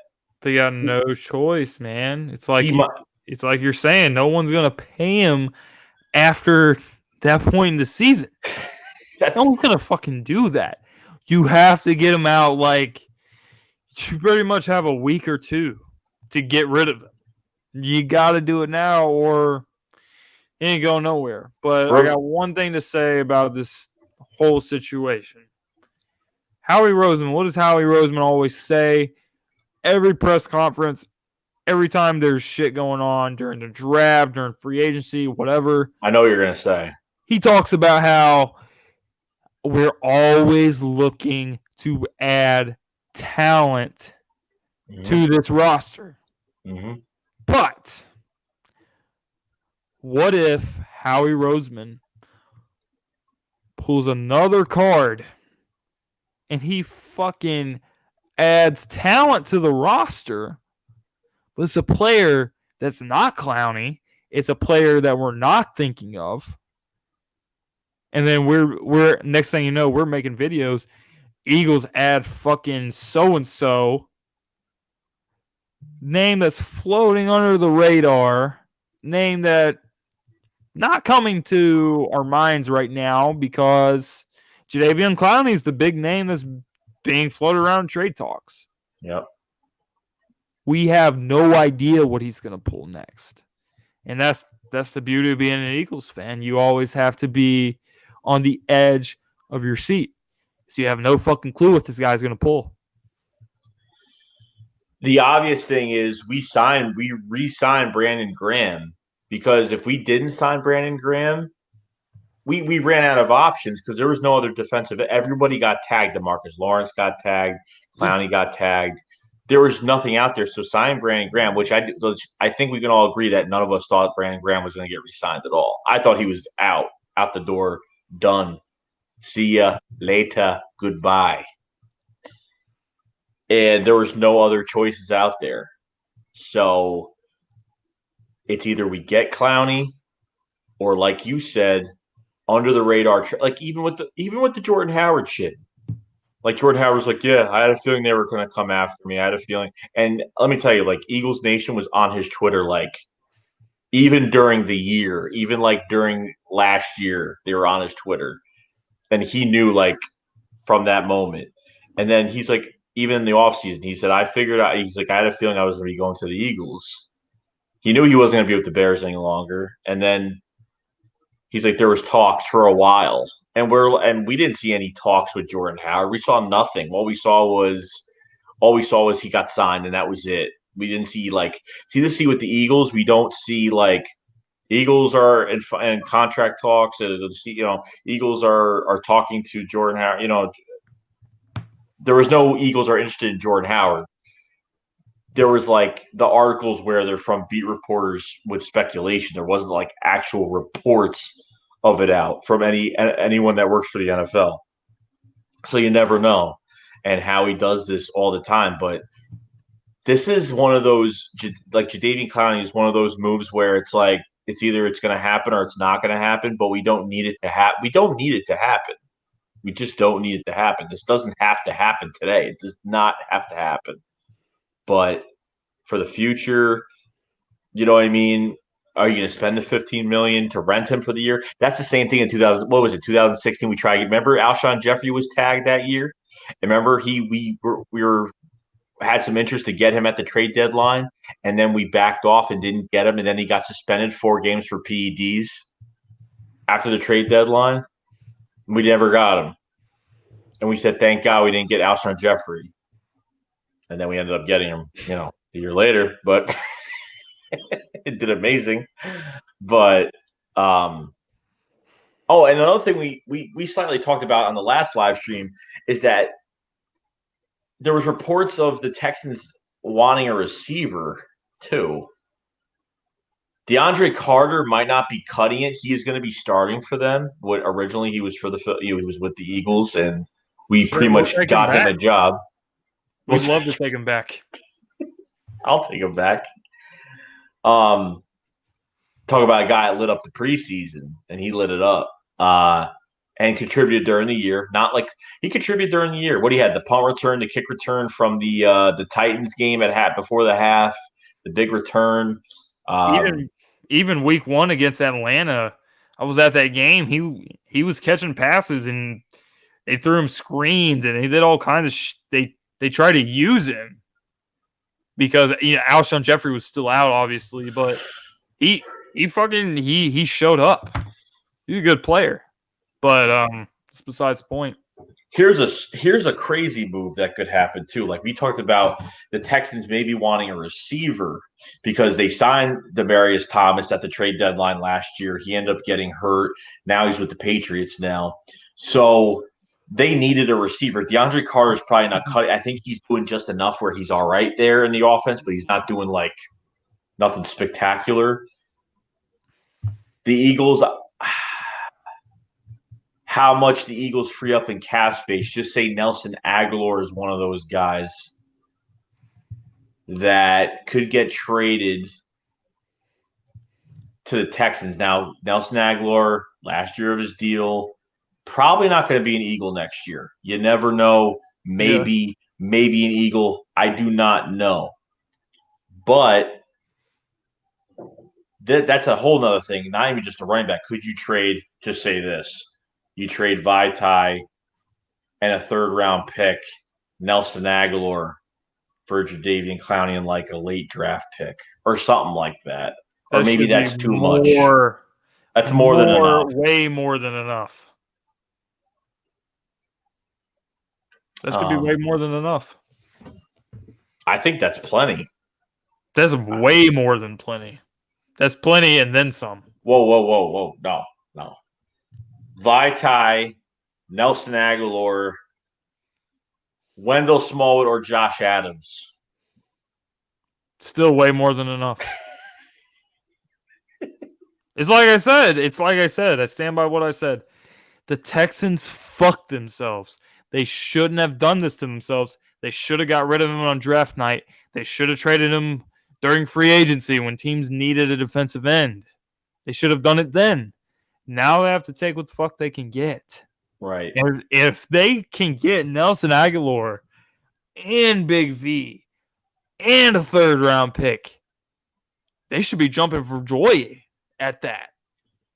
Because you're literally giving the Texans three needs: left tackle, running back, and wide receiver. Boom. Done. Sealed and delivered. Right there. I wouldn't even add a pick. And it's funny because our team isn't going to miss shit if we did that trade. And it's only fair. You're giving us a player that's not only tagged, but needs a contract next year. And we're giving you Nelson Agholor that's on the last year of his contract. That's a lot cheaper. That's a lot cheaper than Jadeveon Clowney's contract for this year. Yeah, Jadeveon's making 15. Nelson, a little bit more than 9. Still a significant difference there with the cap hits. I'm going to check right now how much Nelson Agholor is making this year.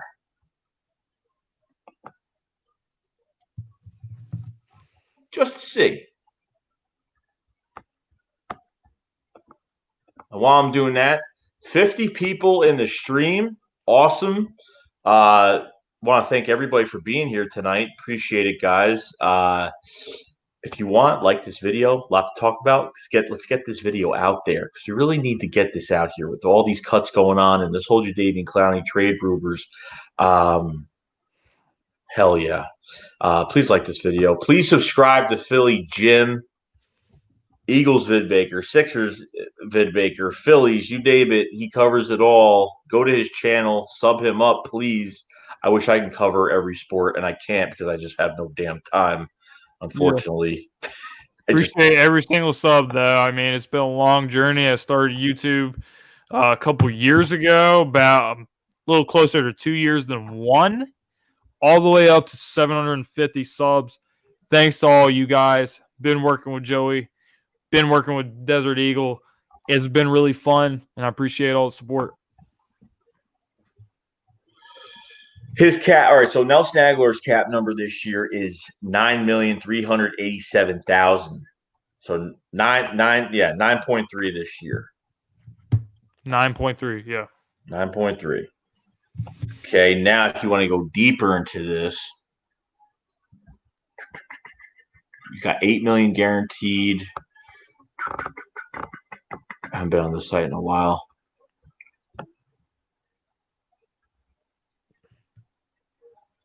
Let's see.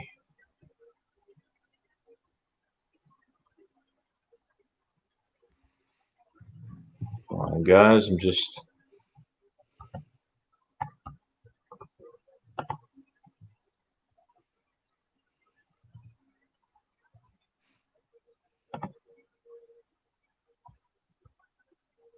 Okay. All right. So far, yeah. He's gonna only cost 9 million. Jadeveon's gonna cost 15. I can't find how much the Eagles save from this move. I would expect they would save some money from this move. Not seeing it. I mean, the Eagles will save some money from this move, regardless. But I'll say this right now. Even if, let's throw all the numbers, all the shit out the window right now. If the Eagles didn't save a fucking dime, what else are you going to do with the $18 million?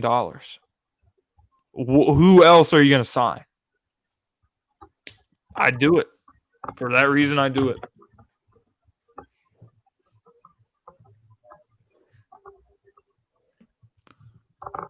David Saddy, thank you for subbing up Philly Jim. I really appreciate it. Yeah, thank you guys. All the subs mean the world, man. We're getting there.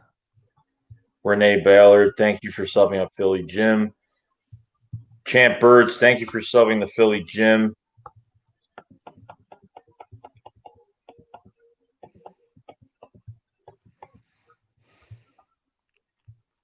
$48 people in the stream. Thank you so much, guys. Yeah, you guys are phenomenal for this. Trey A, been subbed a few weeks to Philly Jim. Loyal to Houston, already subbed. Of course you are loyal. Come on. LTH. He's loyal to Houston and he's loyal to Philly because he subbed to both of us. He subbed to both of us. He subbed to the whole Eagles fan base. He's low-key an Eagles fan. If the Texans tank, like if Deshaun Watson retires at 24 or something like Andrew Luck, come on over, bro. You're welcome. Lethal Talent 24, thank you for subbing Philly Jim. Hell yeah, man. Thank all you guys for the subs, man. We've been building this thing, and you guys are really helping me get to where I want to be. So for that, I really appreciate it. Stephen Joyce, thank you for subbing Philly Jim. Gonna get some new peeps, some new fans. Holy shit, man. You guys are awesome, man. All the people on Joey's channel, all the people on my channel. Thank you guys for helping us. We're a community here on YouTube. We all rep the same city. We rep the same team. So we're in the same together, man. So from the bottom of my heart, thank you guys. Everson Britt, thank you for subbing the Philly Jim.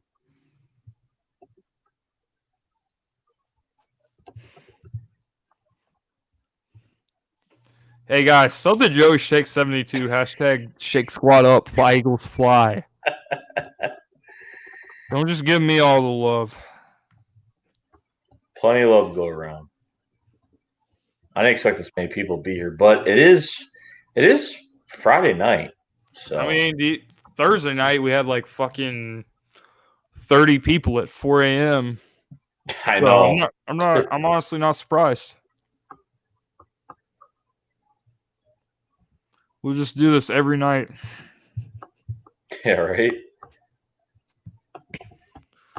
But damn, we've been talking about Jadeveon Clowney for a long fucking time. Because there's so much that goes into it. There's so much shit around him. But I feel like if the Eagles were to make another move, it would be for defensive end. And the defensive end might be Clowney. but the way I have seen Howie Roseman operate, I wouldn't be surprised if it's another defensive end, if it's another guy from another team we're not mentioning right now. He just comes on over to Philadelphia. I won't be surprised. It's like when the Jay trade broke back in 2017, Super Bowl year. I was like, what the fuck? We got Jay Ajayi? A guy in the prior year, he had like, 3 games where he rushed over 200 yards? They're a great season. And then Jay, I thought it was possible we would trade for a running back. I just couldn't put my finger on who it was. And the next thing I know, the Eagles have traded a fourth round draft pick for Jay Ajayi. And I'm just like, holy shit. That's the way Howie Roseman does things around here now. So I've pretty much gotten used to it. So Jadeveon Clowney is the name right now. He could be the name that comes to Philadelphia, but I'm telling you right now, do not be surprised if there's another name out there that we're not even thinking of. And you just get an alert from Bleacher Report or ESPN or whatever, check on Twitter and you see it. Don't be surprised because that's the way it is around here. It's going to be real interesting tomorrow by 4 o'clock when this whole roster is pretty much completed.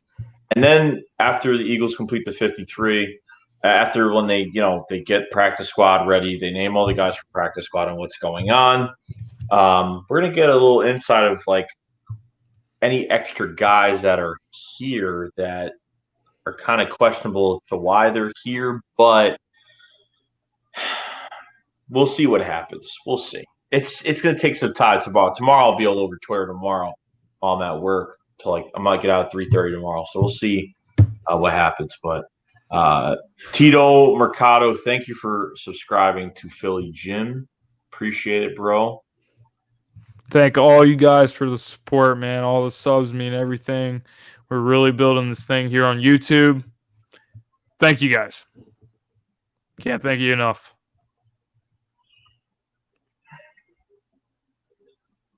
Champ Birds thinks we're going to trade for Jalen Ramsey. No. Don't know about that. No. Because if you think Jadeveon wants a lot of money, fucking Jalen Ramsey is going to want a shitload of money. Yeah, he showed up to training camp in a goddamn bank truck. Jesus. Which is so stupid, which is so stupid, bro. Why would you do that? It's like you don't even care about what you're doing at the, the team sees you do that, and it's like he comes out and he's got his hands up like he's on the Titanic coming out of the fucking bus. I don't get it. Yeah.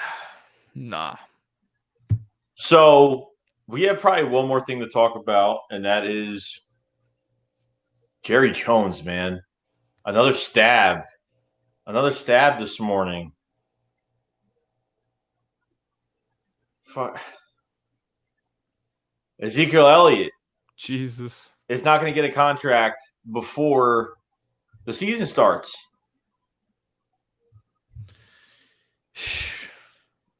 I don't know what the fuck's going on with that, man. I mean, let me just say something right now. Ezekiel Elliott, in the games Ezekiel Elliott has played with the Dallas Cowboys, we've never beaten him. We've never fucking beaten him.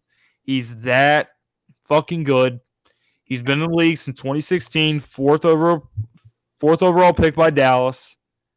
He had a 6-game suspension. 2016, Dallas was the number 1 seed in NFC. He rested the last game. Doesn't fucking matter. He has led the league in rushing. Period. Mm-hmm. Since he's entered the league in 2016. All right, he's had off the field issues. So you have to be able to see this through both sides. Listen, Dallas can't fucking win without Zeke. They are fucked without Zeke. At the same time, Zeke is always in the fucking headlines. Jerry Jones, Stephen Jones, Jason Garrett, whoever the fuck is the head coach, Jason Garrett, kind of sucks. So if Dallas has a bad year, he's going to be fired. But it doesn't matter who the head coach is. You have to leave your fucking cell phone on around 4 a.m. because some shit can go down with this guy. Mm-hmm. So you really I really don't know who has the leverage in this situation. If I have to lean toward one side, I would go with Zeke because they simply can't win without him. Let me say one last thing before I end this.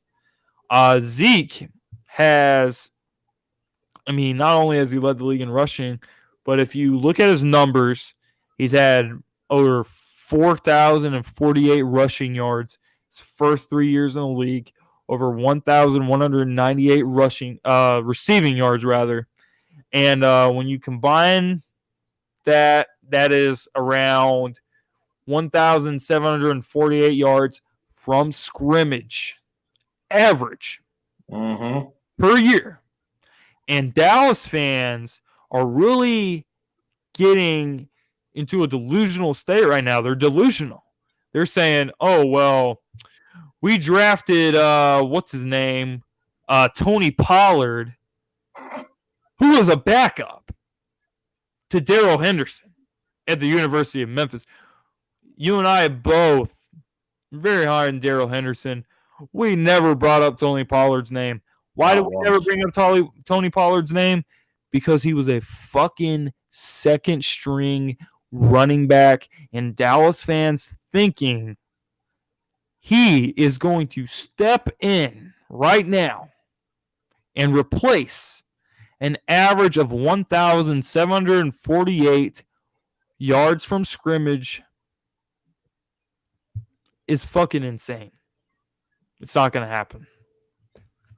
No. Jerry has just made some really – he's only hurting himself and this team going forward. First, it was you don't need like a star rusher to be in a Super Bowl. Then it was the Zeke who comment, the joke about that.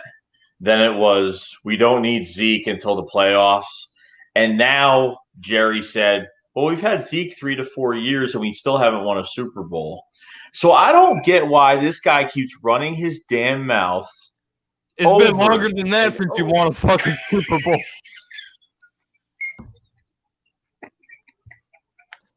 Newsflash, it's been longer than that. You mean you have dementia, so you may not know that, but trust me, it's been longer than that. We should ask Siri again. But she still doesn't have a fucking idea either. Hey Siri, does Jerry Jones have dementia? Here's what I found. Holy shit, he actually legitimately has dementia. For a Cowboy star with dementia, time is running out.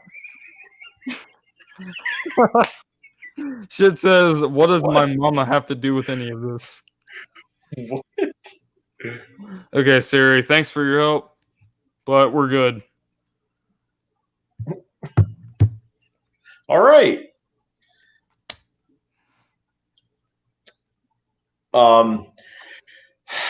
Between all those comments, it's just hurting the Cowboys like crazy. It's how do you not pay this guy? I mean, I don't know why I'm getting like frustrated. He's your fucking best player. I don't get it. How do you not pay this guy? And like if Dak gets, I mean, what's his name? The linebacker just got paid from the Cowboys. I'm having a brain fart. Jalen Smith. Jalen Smith. Okay. Yep.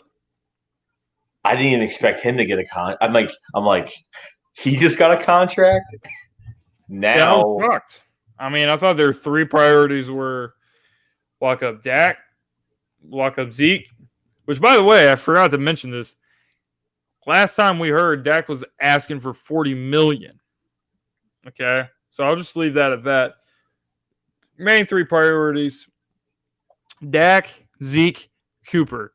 Your starting quarterback, your number one receiver, your running back that's been carrying your fucking team since he's been drafted. Okay? So, and none of those three things have happened yet. So, I mean, if you would have told me Jalen Smith would have got an extension before any of those three, I would have thought you're fucking insane. So, I just don't know what Dallas is doing right now. I don't know what Jerry Jones is thinking, what Stephen Jones is thinking. Yes, Jerry Jones, he does have dementia. We know this.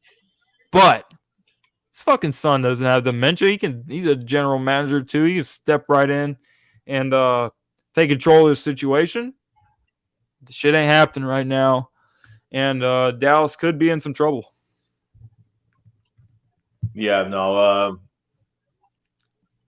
Like you said, like the three main objectives of that team to sign is especially with Amari Cooper as well.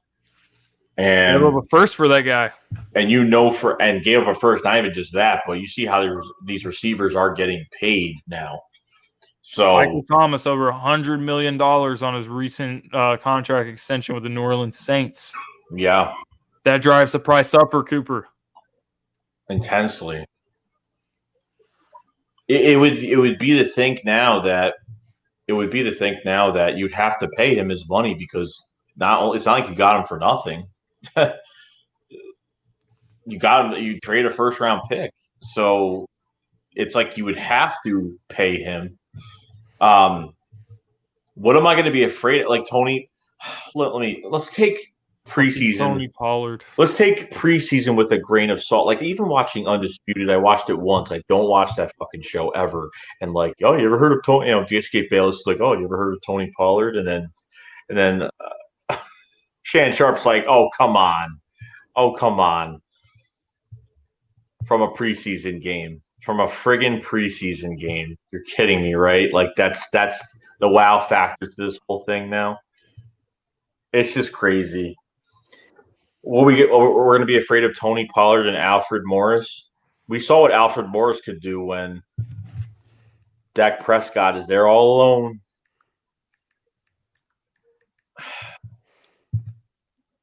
I'm not even just talking shit because it's the Cowboys. Like me neither, man. We're literally like saying that he fucking sucks. I mean, I'm not even saying he fucking sucks, even though he fucking sucks. I'm not saying blatantly that he fucking sucks. But what we've seen from Dak Prescott is that he can be a decent quarterback. He can be a decent quarterback when you have everything going. When you have a fucking top running game, when you have a good number one receiver, when you have a good defense, you can fucking make it to the divisional round. Other than that, you ain't doing shit. So, I mean, I really, really, really hope Dallas Cowboys fans enjoyed last year. They enjoyed the sweep. They enjoyed beating this team. This team was really beat up. It's not going to be the case this year. And when you talk about that last matchup between these two teams, you just can't help but think of the plays that stick out. From the opening kickoff, the no clear recovery, the play where Dallas Goedert.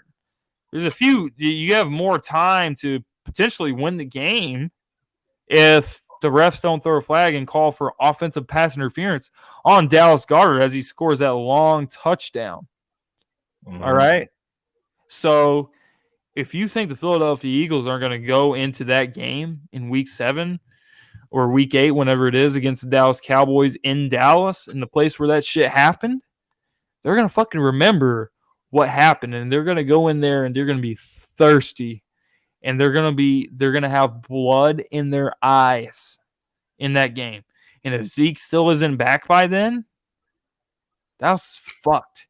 Philadelphia Eagles will end up running away with the NFC East. The Dallas Cowboys could make it somewhat competitive if they actually come to their senses and pay Ezekiel Elliott what he deserves. But if they don't, there's nothing you can do. This team is too fucking loaded on both sides of the ball for you to fuck around and say, you know what?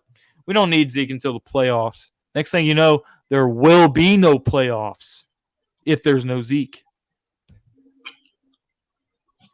like Dallas, there's a few moves that could happen even during the year. Like the first 3 games that Dallas has, I think it's the Giants, it's the Miami Dolphins, and I forgot who else they're playing on their schedule. They could be an easy 3-0 with the amount, just because even if they don't have Zeke for those first 3 weeks, they're not really playing any good teams at all, like whatsoever. They start off with the Giants, then they play Washington, and they play the Miami Dolphins. So really bad teams. Yeah, if I'm looking right now,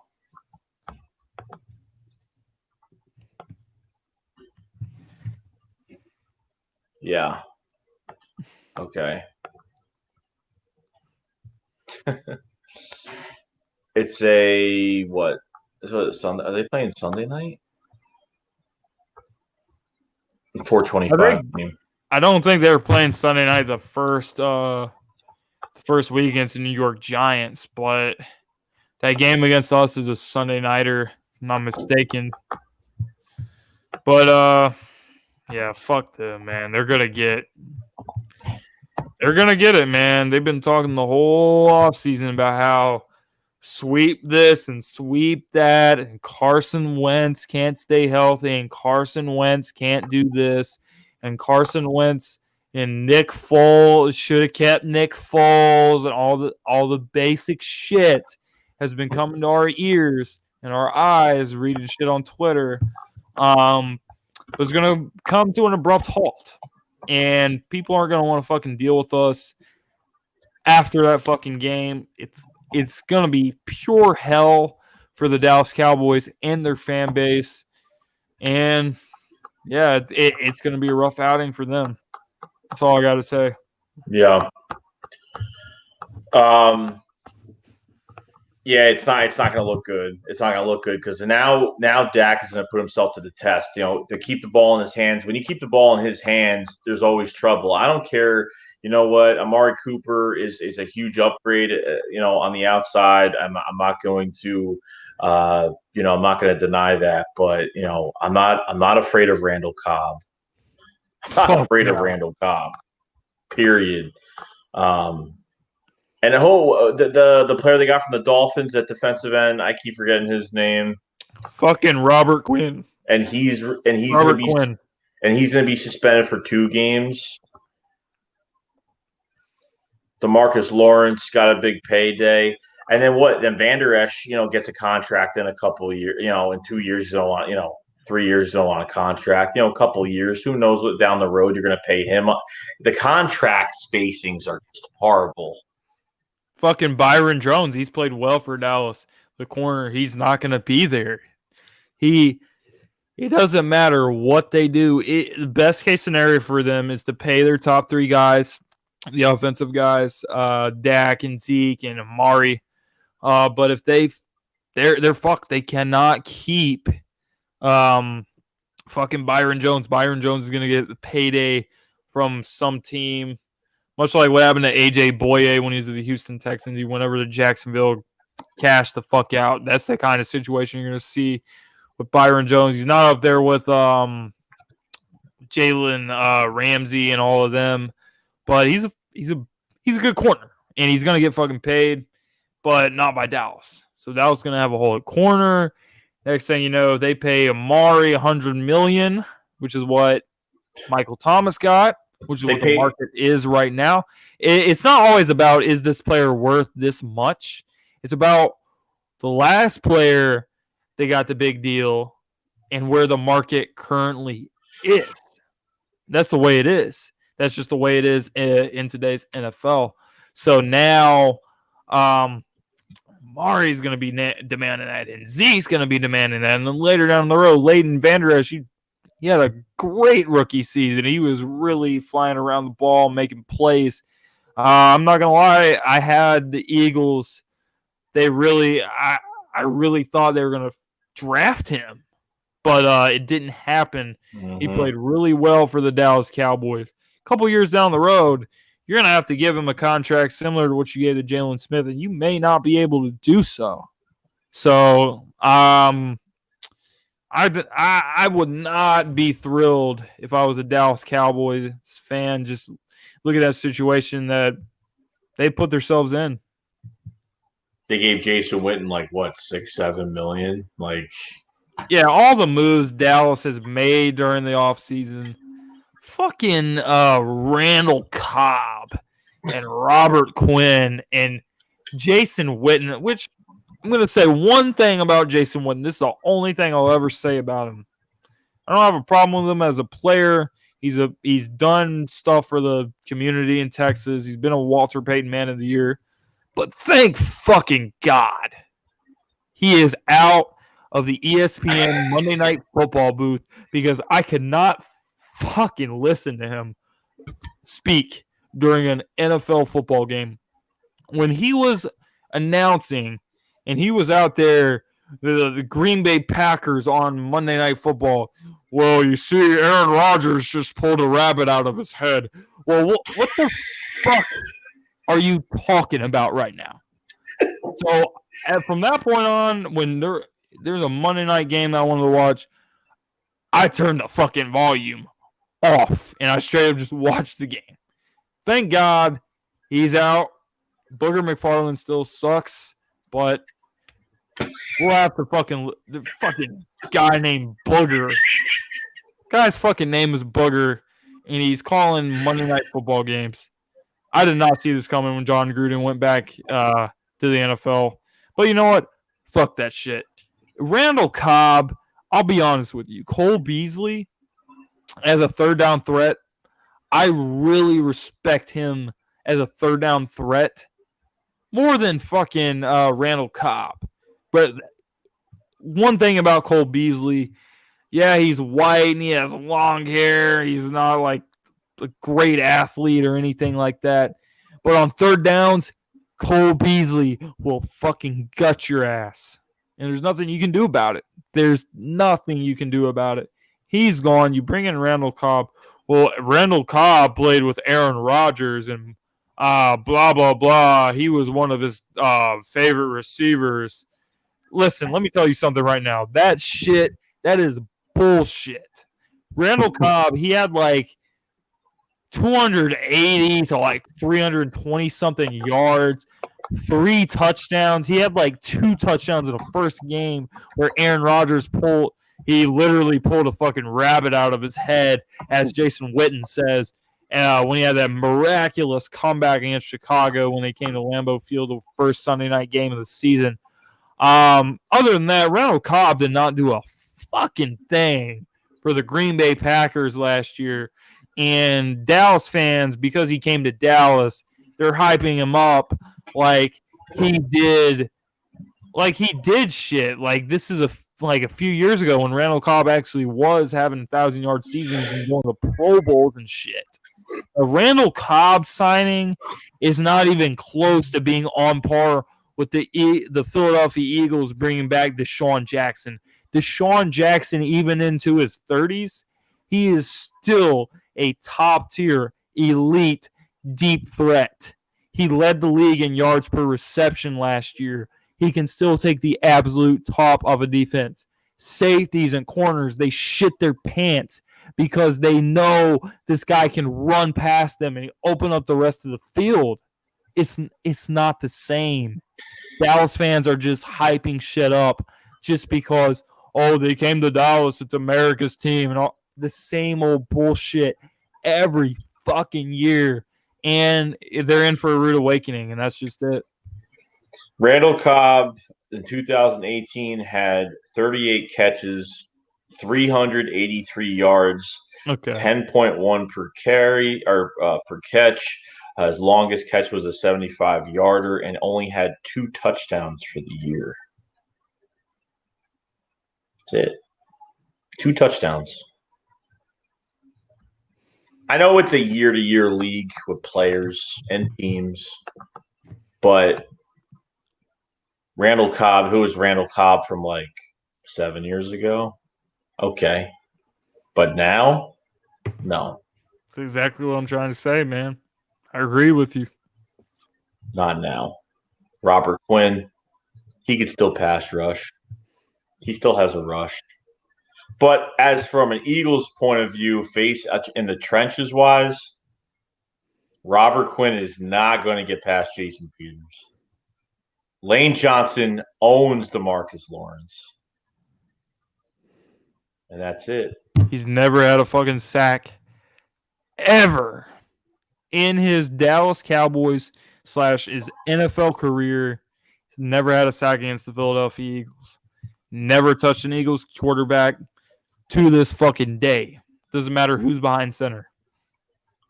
Even in the trenches now, even the Dallas offensive line, like Tony Romo's last 2 years, that offensive line was the best. That offensive line was fantastic. You got La'el Collins. He gave up 9 sacks last year. Travis Frederick's coming back from an illness. Tyron Smith and Zach Martin have been dealing with injuries right now. They're going to play week 1, but they've been dealing with injuries. And they have no depth on the offensive line, but they normally don't get hurt on the offensive line too much. I don't know. As of right now, I'm not afraid of that offense. I'm sure as hell not afraid of that defense either. Do they even have a safety? That's the thing, man. Dallas, I feel like they're vulnerable in the secondary. Their safeties. I don't remember who the fuck they signed. They signed a safety, though, who used to play for the Minnesota Vikings. He played for George Iloka because he played for the Bengals. Yeah. The only reason why they signed him is because they missed out on guys like Eric Weddle, among others, that were guys they actually had on their radar. So, I mean, if you can pass protect against this Dallas Cowboys front seven, you can fucking move the ball on them. The guys we have offensively, they got Deshaun Jackson, Alshon Jeffrey, Nelson Aguilar, J.J. Arcega-Whiteside, Dallas Goedert, Zach Ertz, Miles Sanders, Jordan Howard, Darren Sproles, you name it. This unit can move the ball on the Dallas Cowboys as long as the offensive line holds up, as long as you neutralize DeMarcus Lawrence. You can fucking move the ball on the Dallas Cowboys with relative ease. Yeah. So I understand the Dallas Cowboys. They have a pretty good roster. Their defense is loaded. They have Ezekiel Elliott, but who's to say whether or not he shows up? They have Amari Cooper. Dak Prescott is very, very, very inconsistent. And as I've said repeatedly, he has to be in the perfect situation to be even a decent quarterback. If he's not in that situation, he's below average. When you put all these things together, Philadelphia Eagles are in a position where we can run away with this division, just like we did in 2017. Yeah, but we don't care about winning division championships. We care about winning championships. We're Super Bowls. We are past that. I feel like they win a division, they're good with the year, but can't put their money where their mouth is when it counts the most. And that's what happens every time they get into the playoffs. I mean, you're absolutely right. Every time they beat us, even if they beat us, even if they beat us once, they split with us. Oh, we fucking beat you guys at the link. We beat you guys in your own house, blah, blah, blah. Or, oh, we swept your ass like last year. Let me say one thing about last year.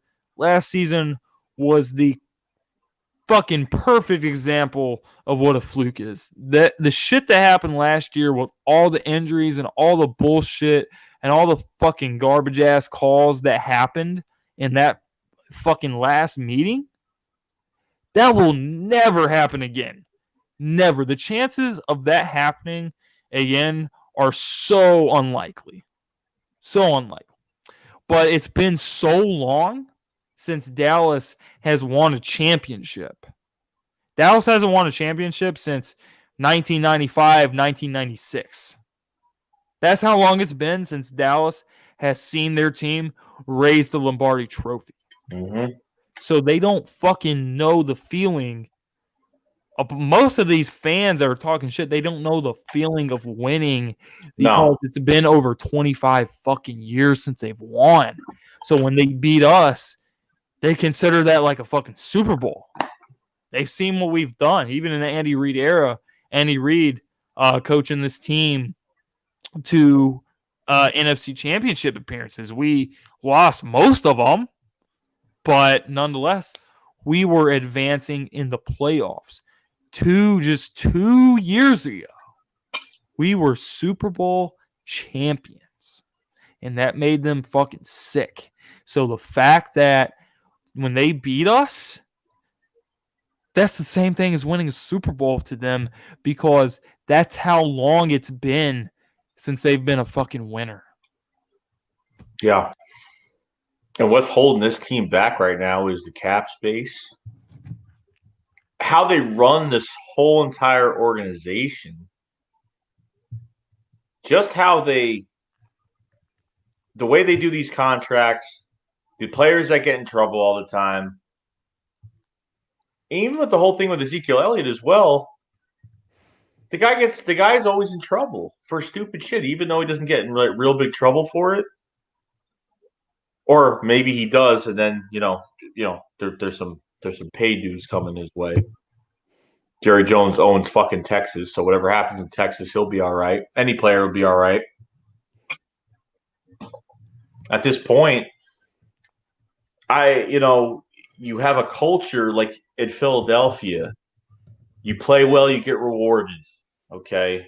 The things I didn't like that Philadelphia did a while back is letting guys go that've been on this team for years and they just let them go. Guys like Trent Cole, guys that have been here, never finished their careers. Trent Cole shouldn't have left. He should have stayed at Philadelphia for like 2 years. He shouldn't have left, period. Yeah. But try losing a roster within a year. Try losing all your star players in one offseason from a head coach that didn't care about talent but cared about the play calling, about the fucking system. The system over talent, that you could plug anybody in, it doesn't matter. But try going through that shit. And if we have I don't care if Dallas fans have a problem. It made them sick to their stomach to win the Super Bowl, but it's making them more sick now because now we're putting it in their fucking face. And then they try to bat their back into a corner. So what they do is they put up these 5 rings, put up their 5 rings that they've won. That's all they have. That's all they got. That's all they keep to themselves. I don't give a shit. I don't care the one and only that we have now. I cherish that shit with everything I got because you know what? I don't give a fuck that we have one. Mm-mm. I'll be the first to tell you. Right now in front of we got fucking. It's 12:46 in the morning. It's almost 1 a.m. Got 33 people in this chat. When Brandon Graham strip sacked Tom Brady, 2:21 left in the game, fucking strip sacked his ass, I knew we were champs at that moment. And at that moment, I fucking broke down and I cried. I cried because that is what I waited my whole life to see. A fucking championship team in Philadelphia. The Philadelphia Eagles won the Super Bowl. So that's literally how much it meant to me, and that's how much it meant to many, many, many, many, many fans. Doesn't matter if they're from Philadelphia or wherever they're from. That's how much it meant to them. And Dallas fans are here for fucking 25 years, waiting for that again. A lot of them haven't seen it. A lot of them are young as shit, and they're on Twitter running their fucking mouths. They're on YouTube in the comment section trying to troll and shit because they don't have anything better to do. A lot of them just forgot what that feels like. So all they have to say is, oh, well, all you have is one ring. You won one ring. One ring. It took you this many years to win one ring. You still have to catch up, blah, blah, blah. But before that one ring, all we heard was no rings, no rings, no rings, no rings, no rings, no rings, no rings, no rings, no rings, no fucking rings. But now that we got the ring, when you said, "Oh well, talk shit when you win a ring," now that's out the fucking door, and you create a whole new thing for you to fall back on, and that's pussy shit. And that's why, even as a rival, if the Dallas Cowboys were rivals and they were just, it was just so much of a rivalry that you had to respect it. I would have no problem saying, you know what, the Dallas Cowboys are a fucking great franchise. I respect that fucking franchise. I would have no problem swallowing my pride for that. But that's not the fucking case. The Dallas Cowboys, their fan base, their franchise is not respectable, and that is just that. Yeah. During that Super Bowl, like even like after the Brandon Graham the strip on Tom Brady, like pumped up, excited, but knowing how much time was on the clock left, I was like, shit ain't over yet. I said, this is not over yet. Then when it finally happened, I fell on the couch. I had my hands up. I was like, I laughed and like just I was just shocked that this happened because all the shit we went through, all the bullshit we've been taking, not from the media, but of other rival fans and everybody else, just everything that we've been through, and we fucking did it. We fucking did it. We were world fucking champs. You know what? Even last year, a 4-6 team making it to the playoffs, our injuries were sky high. 13 on IR? I mean, it was just off the charts, just crazy. And our defense came together. I mean, we at a point had practiced. Even you want to talk about that Cowboys game, we got screwed by the refs on like every damn play. We got fucked in that game. We had like practice squad corners. We had like Chandon Sullivan, Devontae Bosby. All these guys are just like, Jesus Christ. We're doing every third down. We're doing a picket fence defense because the communication was so bad and the guys were so new. The guys never played a full snap in a full NFL game. And finally, we started getting guys back slowly. We started winning games. The problem was on offense, we weren't putting up points. We were putting up like averaging 20 points a game. And it was 3 and out, 3 and out, 3 and out. And the plays started to get more, teams started to figure out what we were doing. It would be obvious if we were running the ball up the middle. They wouldn't spread anybody out, but we had no deep threat. We had nothing. You know, we were hoping that Josh Adams and Wendell Small can carry the team and make sure they do their thing out there. And Alshon Jeffrey was hurt for a while, then came back, and and then Carson Wentz was a whole different story because we're like, is he hurt? Is he not hurt? Why is he playing like this? Are they handicapping him? Are they telling him to stay in the pocket longer?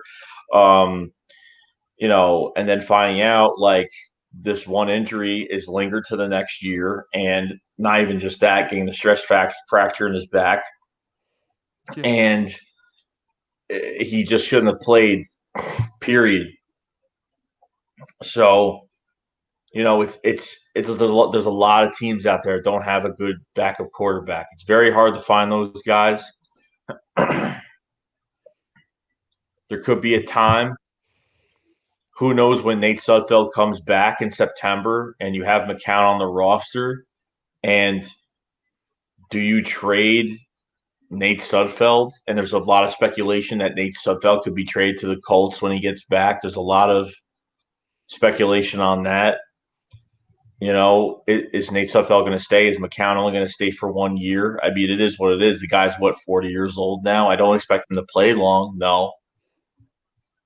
But I'm glad that situation is pretty much fixed now.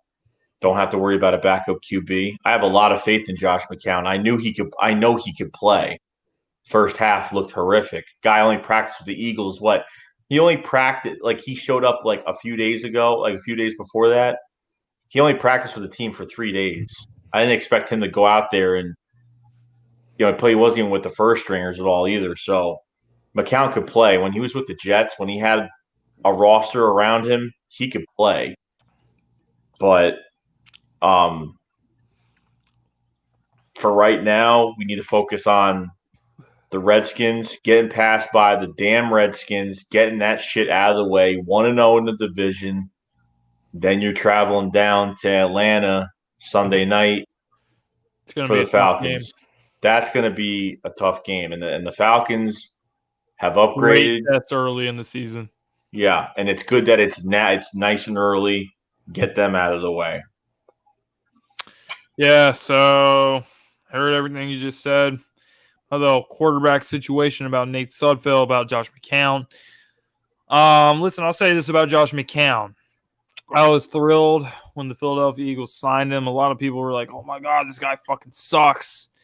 Well, it's easy to say, quote unquote, this guy fucking sucks when you're used to your backup quarterback being a guy who stepped in for Carson Wentz and won the fucking Super Bowl. That guy's been our backup for the last couple of years, so that's been a luxury for us. Well, let me say this about Josh McCown. As far as backup quarterbacks go, this is as good as you can get. This guy is 40 years old, like you mentioned. This guy has been all around the NFL. This guy has played in so many fucking systems. He knows so many damn plays. He's played for like, I don't know, remember what the number is. He's played for like 12 NFL teams.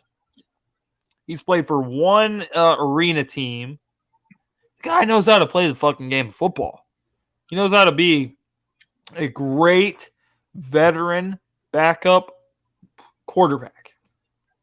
And Nate Sudfeld, actually, he was looking good. I mean, even in the Redskins game late last season, Nick Foles was kind of dinged up. Took Nick Foles out of the game. Nate Sudfeld stepped in, threw a touchdown to Nelson Aguilar. He had preseason. He was going in as Carson Wentz's backup. Played pretty well during the OTAs and training camp. Got hurt in the first preseason game, but people were very high on him as backup. I think Nate Sudfeld being in this system for the last 3 years, working with Doug Peterson, being around Nick Foles, being around Carson Wentz, two really good quarterbacks. Guys learned a lot, but he's a young guy. I could still see him developing even further. So I would be very, very comfortable having Josh McCown as a backup, having Nate Sudfeld as your third string. Now, Indianapolis Colts are interested in Nate Sudfeld. That's another discussion. What is Indianapolis willing to give us for Nate? That's the question. So, I mean, they may have to give up something to get a backup quarterback for Jacoby Brissett. It's totally unexpected for Andrew Luck to retire. Now you got Andrew Luck. Now you got Jacoby Brissett, rather. And who do you have behind Jacoby Brissett? Who's to say a freak accident happens to Jacoby Brissett? God forbid. I hope it doesn't. I would never wish that on anyone. But something happens to Jacoby Brissett. What the hell are you going to do if you're in the Indianapolis Colts? And Nate Sudfeld is familiar with Doug Peterson. He's familiar with Frank Reich. Frank Reich was obviously the offensive coordinator en route to a Super Bowl championship. So he knows. He knows what Frank Reich expects. So that is probably why Frank Reich and the Indianapolis Colts are interested in Nate Sudfeld at this time. So we will have to see whether it's some kind of draft compensation or what have you. We'll have to see what it is. But it's just something to keep your eye on if you're an Eagles fan or if you're a Colts fan. Yeah. we'll see in September what goes on because that's another depending on how the roster looks at that time and if there's injuries or depending on what's going on with that. I don't know if the Eagles just want to keep two guys and then have two quarterbacks on the roster and then have one guy practice squad, of course. I mean, at this point, I don't know who's going to be the practice squad quarterback. I'd rather just have nobody at practice squad because they don't even deserve to be on practice squad. Jesus.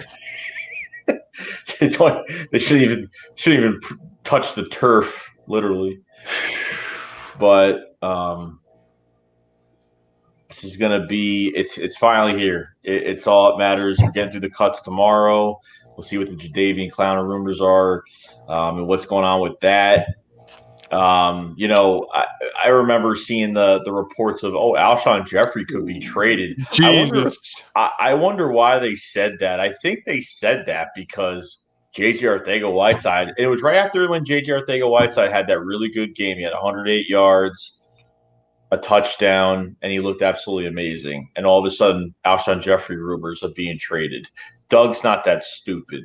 And I think nobody really fell for that, really, because if that happened, bro, I would be so pissed off. Jesus. I would be pissed. I made a fucking video about it on my channel. I went on a fucking rant about how important Alshon Jeffrey is to this Philadelphia Eagles team. I'm telling you right now, let's go back a couple years. Let's go back to 2016. In 2016, you mortgaged, 2015 offseason, going into the year 2016. So going into the 2016 draft. So we'll just say 2016. Going into 2016, you mortgage the future for a quarterback from North Dakota State. All right? And when you bring him into this team, you draft him number 2 overall. You bring him into this team. The previous coach pretty much fucked the whole team. Yeah. Traded all the stars. Cut Deshaun Jackson, who has returned. Thank God. Thank God.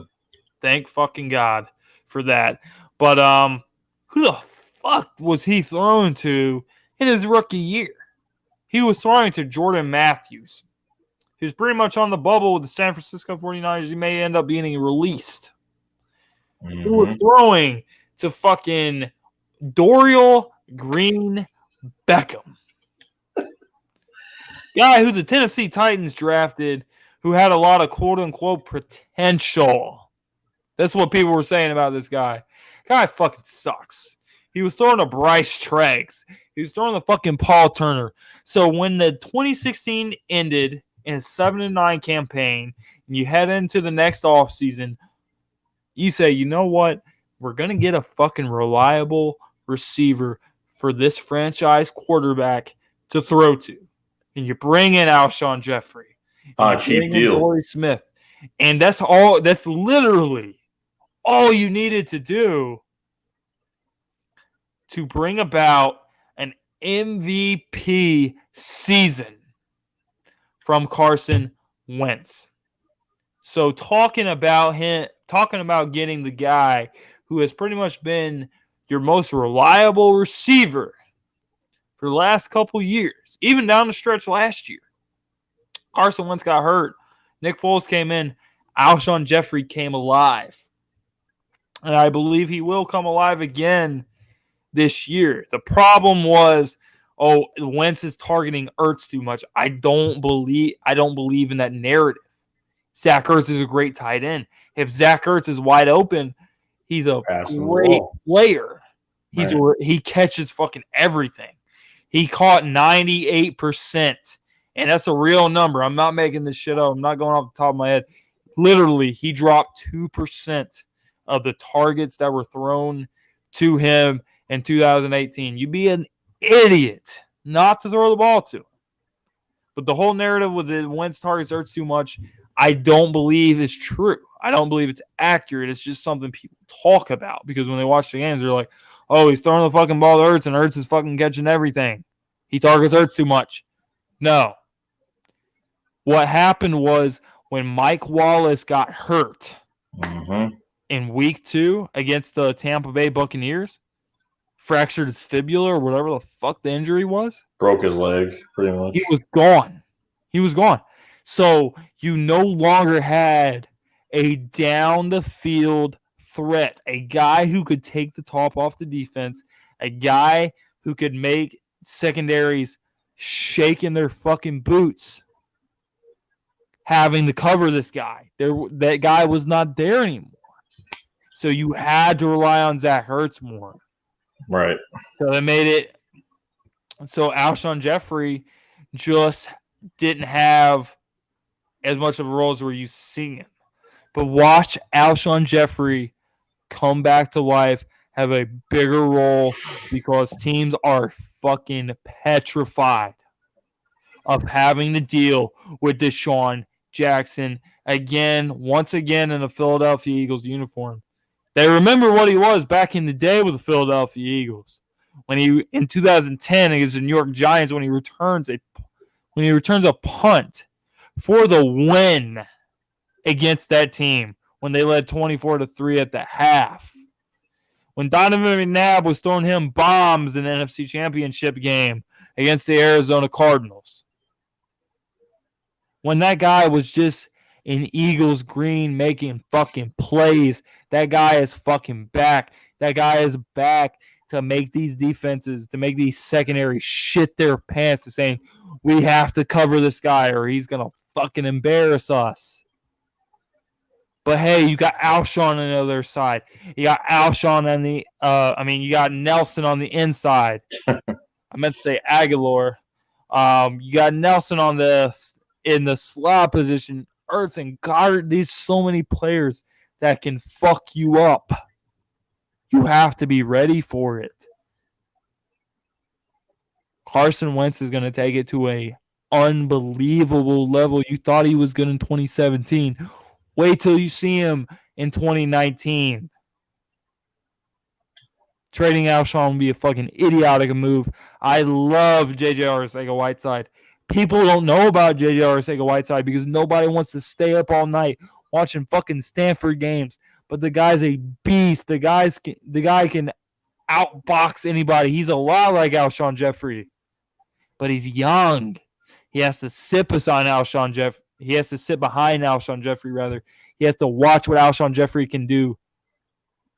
And he will develop into a star in the league.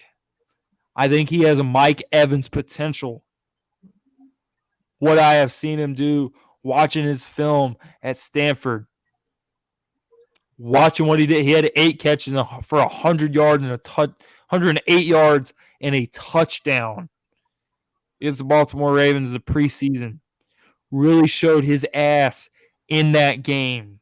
Guy can fucking play, but it would be premature. It would be idiotic and just say, hey, this guy, he fucked up the Baltimore Ravens in that preseason game.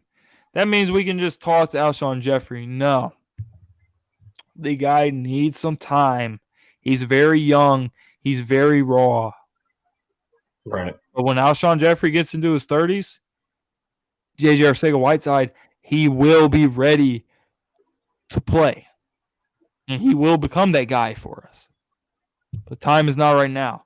Alshon Jeffrey is still the fucking guy in this offense. He's still the most reliable wide receiver we have. The guy's still a 50-50 ball nightmare. Guy who makes shit happen. And he's going to make even more shit happen this season. Oh yeah, because I agree with you with Alshon's he's going to mentor him and just take him under his wing, and I don't agree with J.J. Arcega-Whiteside. We'll get playing time this year. Don't get me wrong, he will get playing time this year, but if he'll get time, he'll get time in the red zone, or he'll get plugged into the red zone because you have every receiver is over 6'2". I mean, you add everybody to the mix, plus with a Jordan Howard behind, to bull rush and be that bruiser back in the backfield. all JJ Arcega-Whiteside has to do is learn this year. I don't think he's ready to get on the field full time. Like you said, he's still raw. He's still a baby right now. He's a baby right now, and he's starting to, you're already seeing the potential that he's getting. It's just if he's with the 50-50 balls, like he's got the height. I mean, there are times that he jumps in the air. He jumps high. This guy has some height when he jumps. I mean, it's crazy. And honestly, at this point, I think he has longer arms. I think he looks more lengthy than Jeffrey does. I think he's a lot more longer. I know they're the same height, but I think his arms and his hands are a lot bigger than Jeffrey's. But you know what? I can't wait to see him as a full-time starter. I mean, I know Alshon Jeffrey said he wants to retire an Eagle. He wants to be here the rest of his career. You all right? Yeah, I'm good, bro. I don't know what the case is. I think Alshon has 2 years left on his deal, if I'm not mistaken. I think he's got 2 more years left. But by that time, like I said, JJ Arcega-Whiteside will get playing time this year. He'll get put in as a plug-in guy. God forbid if Alshon Jeffrey, maybe gets bruised up for one game or has to be out a couple games or something happens. You have him there to go in. And you know what? You throw these guys into the fire when you have to. That's why there's so many guys that are reliable, especially on defense. Guys are thrown to the fire. Guys like Nate Gary thrown into the fire, getting that experience. And a lot of good things could happen. Even Jim Schwartz said a lot of these guys have a lot of starting experience from injuries last year, and that's going to help a whole lot. So hopefully that does help. And I know it will help. I know there is so much more to this team than it already is. I'm so excited to see every position. Like I don't see a hole on this team. I can't put this. I can't. I don't know why people make a big deal. Like some people are like, don't talk about Super Bowl, don't jinx it. But every fan for every team in the NFL, their main objective for their team is to win the Super Bowl. And if you don't believe that your team can't win a Super Bowl, then you shouldn't even watch your team if that's what you're not. If that's not the goal, the goal is to win the Super Bowl. That's what the goal is. Okay. You know what I mean? Depending what type of fan you are, depending if you just watch, depending if you really know everybody on the roster or whatever, it doesn't matter. But your main goal is to win a Super Bowl every damn year. And you know what? The Eagles had a huge chance to get there last year. Unfortunately, you know what? Even when Alshon Jeffrey missed that pass in the Saints game, I wasn't even really mad. I mean, at the moment, I was like, this sucks. But at the same time, I was like, dude, these guys battled all year, not even with the injuries, but they fought so hard. Like we were looking at the schedule ahead. We were like, oh shit, we got the Rams. Oh shit, we got the Texans. We're freaking out. Like we have a really hard schedule. And everything just came our way, and they played hard. They turned into a new team. Ever since we faced the Rams, like we looked amazing. The Texans, guys started coming back from injury. Guys were starting to get reps. The secondary was playing unstoppable. The secondary was playing absolutely amazing. And we were embarrassing teams. We started scoring 30 points. I mean, we were doing a really good job. And then, you know what? We had a little bit of luck towards our way. We had, the Bears had to beat the Vikings, to get us in the wild card game. And that happened. And we didn't think the Bears were going to start any starters. And that happened. And we're like, yes, but we had to beat the Redskins, which really wasn't a huge problem at all. We were like, okay, this game's in the bag, but the Bears have to win this game. Got us in the wild card. And then, you know what? We were doing good against the Bears. And you know what?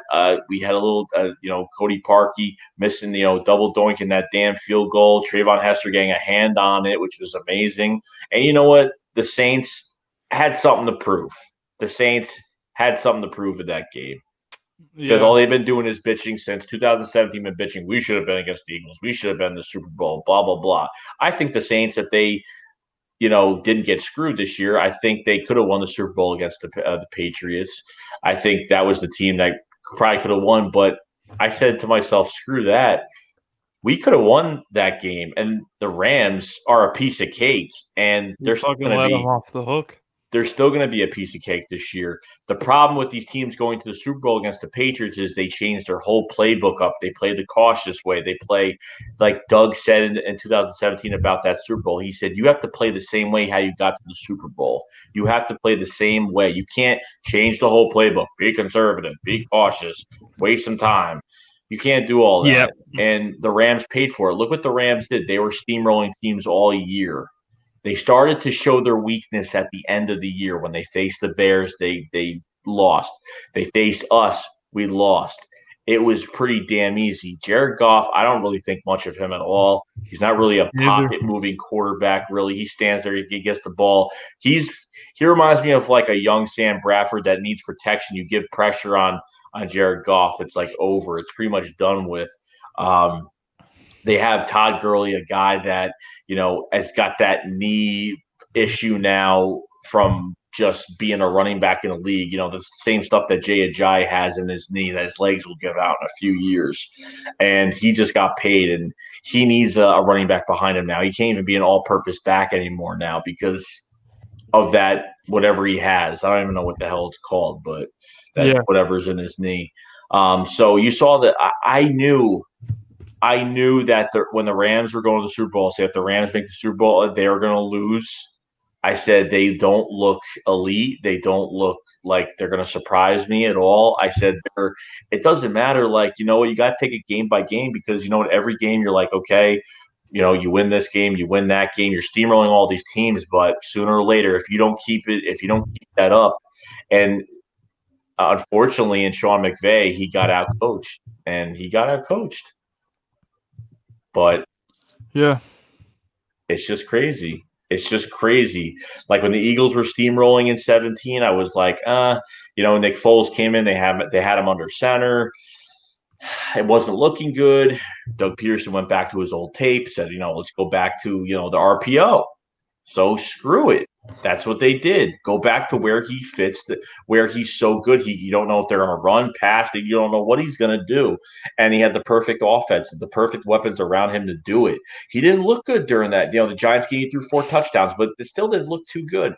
And then, during the Raiders game, to clinch, for the bye, like that was a bad game. It wasn't a pretty football game, but Nick needed his reps. That was the problem. He just came in. He hasn't got any reps. So that was like his preseason, those 2 games.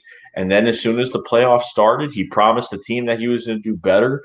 And everybody made plays. Like we had a deep threat in Torrey Smith, but he only had a little over 300 yards, but he caught the most important passes of the year.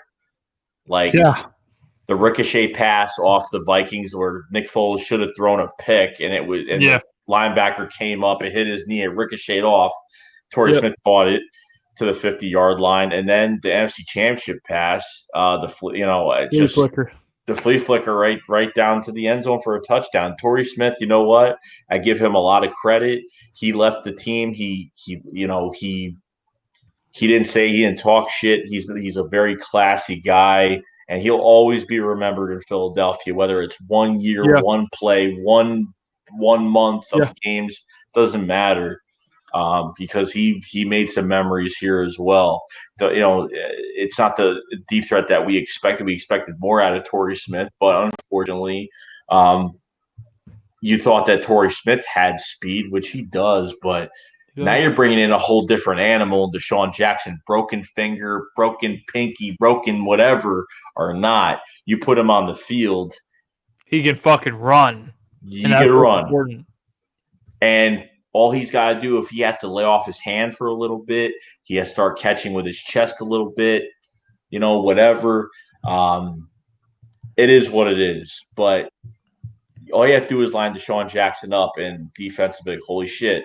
That video, the unscripted episode 2 Philadelphia Eagles video, if you watch that, Deshaun Jackson was running past somebody, and they were both mic'd up. Him and I think it was a cornerback. And the corner from the Ravens was like, "Dog, we got a W." Oh no, we got a W. Yeah, man. It was funny. Everything you just said. That's absolutely right. Torrey Smith. I got to give Torrey Smith his respect. You talk about all the stars in Philadelphia sports history, all the plays. Allen Iverson, he crosses over fucking Tyronn Lue, who was the head coach of the Cleveland Cavaliers when they won the finals in 2016. He's an assistant with the Clippers now. Crossed his ass over. That's something people think about when you think Philly sports. You think about Ryan Howard and the 2008 Phillies. Right. You think about all these fucking guys. You think about Dr. J, Julius Irving. These two fucking plays. Of course, we know the strip sack. We know the Philly special. But those two fucking plays in the NFC Championship game, the flea flicker to Torrey Smith, he will always be remembered for that. Patrick Robinson will always be remembered for that fucking pick six. Because the fucking Vikings went right down the field on us. Bam, bam, bam, bam, bam, bam, bam, bam. Kyle Rudolph, touchdown. Uh-oh, we're in trouble. He fucking gets that pick six. It's over after that. Torrey Smith, he was clutch in the postseason. That play that bounced off the Atlanta Falcons defender, he caught that pass, set us up in field goal range, made the difference in the divisional round. It was fucking phenomenal to watch the Eagles in that playoffs, in those playoffs. That's why plays like that is why people still believed. Carson Wentz, he fucking tears his ACL because he's 6'5", he's 237 pounds. He thinks he can truck two fucking linebackers at the same time. Ends up in a freak accident. Nick Foles steps in and he says, "Hey guys, you remember me? I'm Nick Foles. I was a fucking Pro Bowler with the Philadelphia Eagles." He steps in, and I always tell people this about that season. That season's behind us. We want another one. We see all the shit. We know about the Philly special. We know this, blah, blah, blah, blah, blah. We know how special Nick Foles was, but it's time. It's time to go after a fucking another one. So all the shit from that season was special. And this is what I've almost left out, but I'm not going to leave it out. It doesn't matter. Carson Wentz was playing. If fucking Nate Sudfeld was playing, if Nick Foles was playing, if fucking we brought back Mike Kafka, if Kevin Cobb was behind center, the Philadelphia Eagles were going to be Super Bowl champs that year. Sometimes there's just teams, and they're a team of fucking destiny. And they just go out and they win it all. And there's no explanation of how they won or why they won. The Philadelphia Eagles are fucking underdogs in every single game and blah, blah, blah. We talk about this all night. But it doesn't fucking matter. We were going to win on that night no matter what the fuck happened. And we raised that banner a year ago, and it was sweet, and it was awesome, and I was at that game, and I really enjoyed myself. But you know what? After losing last year to the Saints, I was very proud of the team. I was not upset with Alshon Jeffrey at all. Alshon Jeffrey went out and he balled. He probably still has Eric Rowe's jockstrap from the Super Bowl because Bill Belichick decided to bench whatever the fuck his name was, Malcolm Butler. And Alshon Jeffrey's first game against the Tennessee Titans, he still fucking has he still fucking has Malcolm Butler's jockstrap from that game, even though he lost. He's fucking owning his ass. So we know what happened last year with all the injuries. We know we fought hard as shit. You know what we did the year before, and we're ready to do that another fucking time, and we're going to get used to this shit. Remember what Doug said in that locker room after that game? He said, "We will be back." He said, he guaranteed means it. We will be fucking back. That's what he said. And I believed him. It wasn't like one of those like, come on, bro, fucking relax. Like, Oh yeah, bro. When he said those words, when those words left his lips, I fucking felt that as a fan. yeah, I can't even lie to you. but yeah, it's coming. It's coming. It's coming full throttle now. And just to go back to what you said about some of these other guys, like, even having like these set rosters that we've had, like even in 17, like we brought in Patrick Robinson that I didn't think that was going to do a damn thing. He brought him in. They started him at outside corner, didn't do shit. Then after that Jordan Matthews Ronald Darby trade happened with the Bills, they put Ronald Darby on the outside. They moved Patrick Robinson to the inside. That was like his last chance to even make the roster. And he balled out. And he totally balled out. And I couldn't have been more happy about him. He had a few picks. Patrick Robinson did absolutely amazing. I mean, the return in the pick six in the NFC Championship game, that's lit us up. That pretty much, that was like our restart button, pretty much, get back into the game. And we only gave up like a blown coverage pass, and that was pretty much it. And the rest of the story is already told. But bringing in Corey Graham was perfect too. Veteran guy. Guy hasn't won a Super Bowl since him and Torrey Smith were on the Ravens. That was the last time that they won a Super Bowl together, and they won one together again.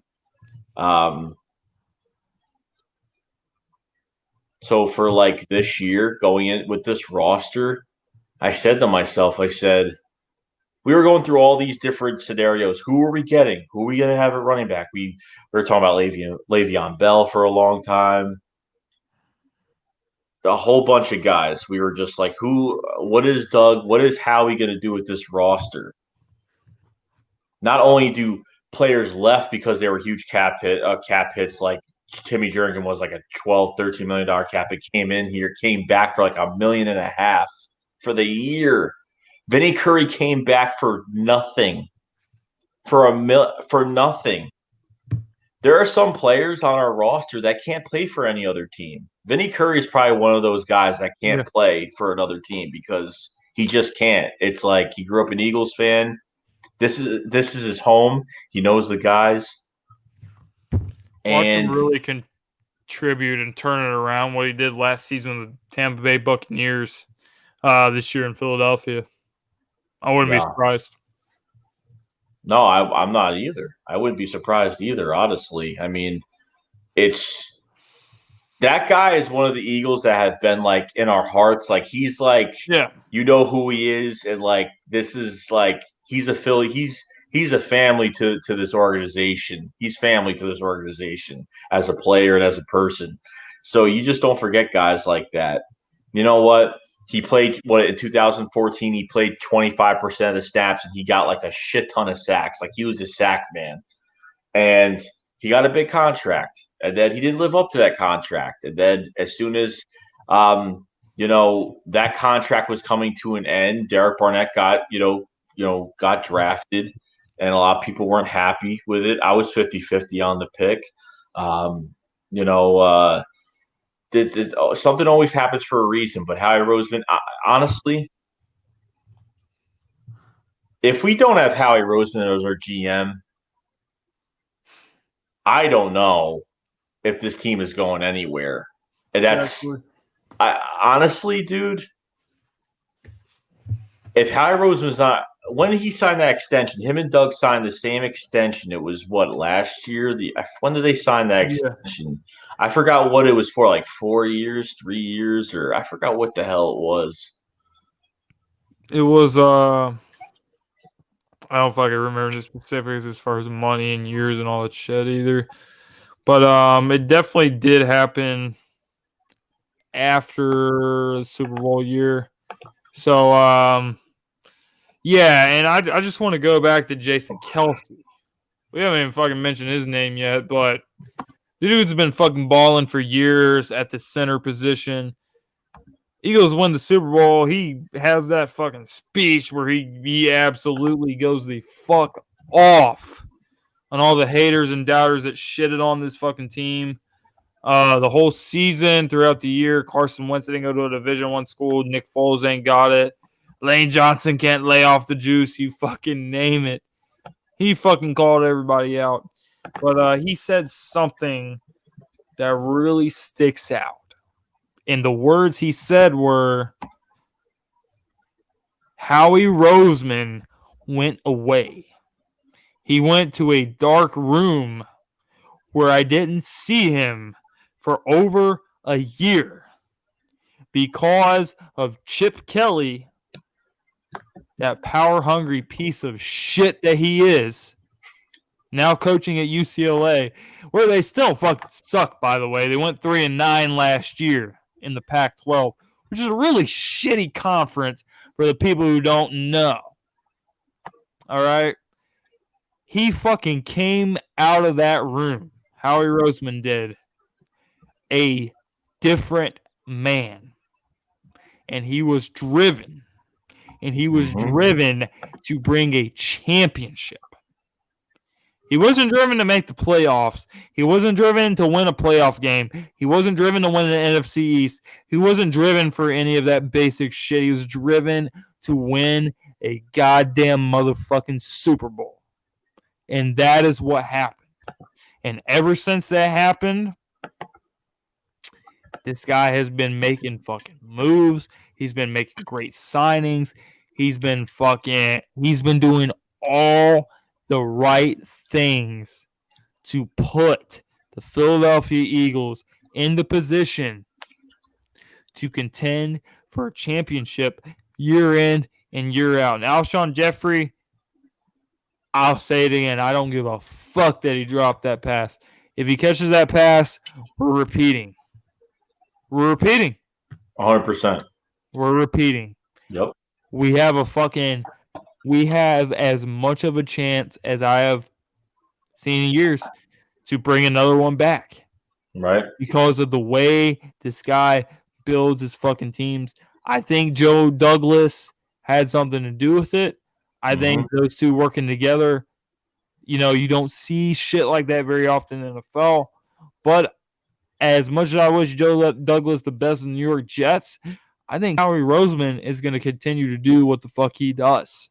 And he's going to bring talent to this team, and we're still going to contend for Super Bowls year in and year out. Carson Wentz is 26 years old. They say your prime years are from year 20, you turn 26 to 33 years old. He's in his fucking prime years right now. It's Carson Wentz's time. And if Carson Wentz reaches the peak that we believe he can reach, I just don't know. I love Patrick Mahomes, but I fucking love Carson Wentz. I saw what he can do in 2017. I think he can do more than he did in 2017. I think what we saw in his second year was just him progressing. I think he can be way fucking better than that. I think Howie Roseman can build a way fucking better team around him than he did in 2017. And he has. So it's time. All right. So do you see this right now?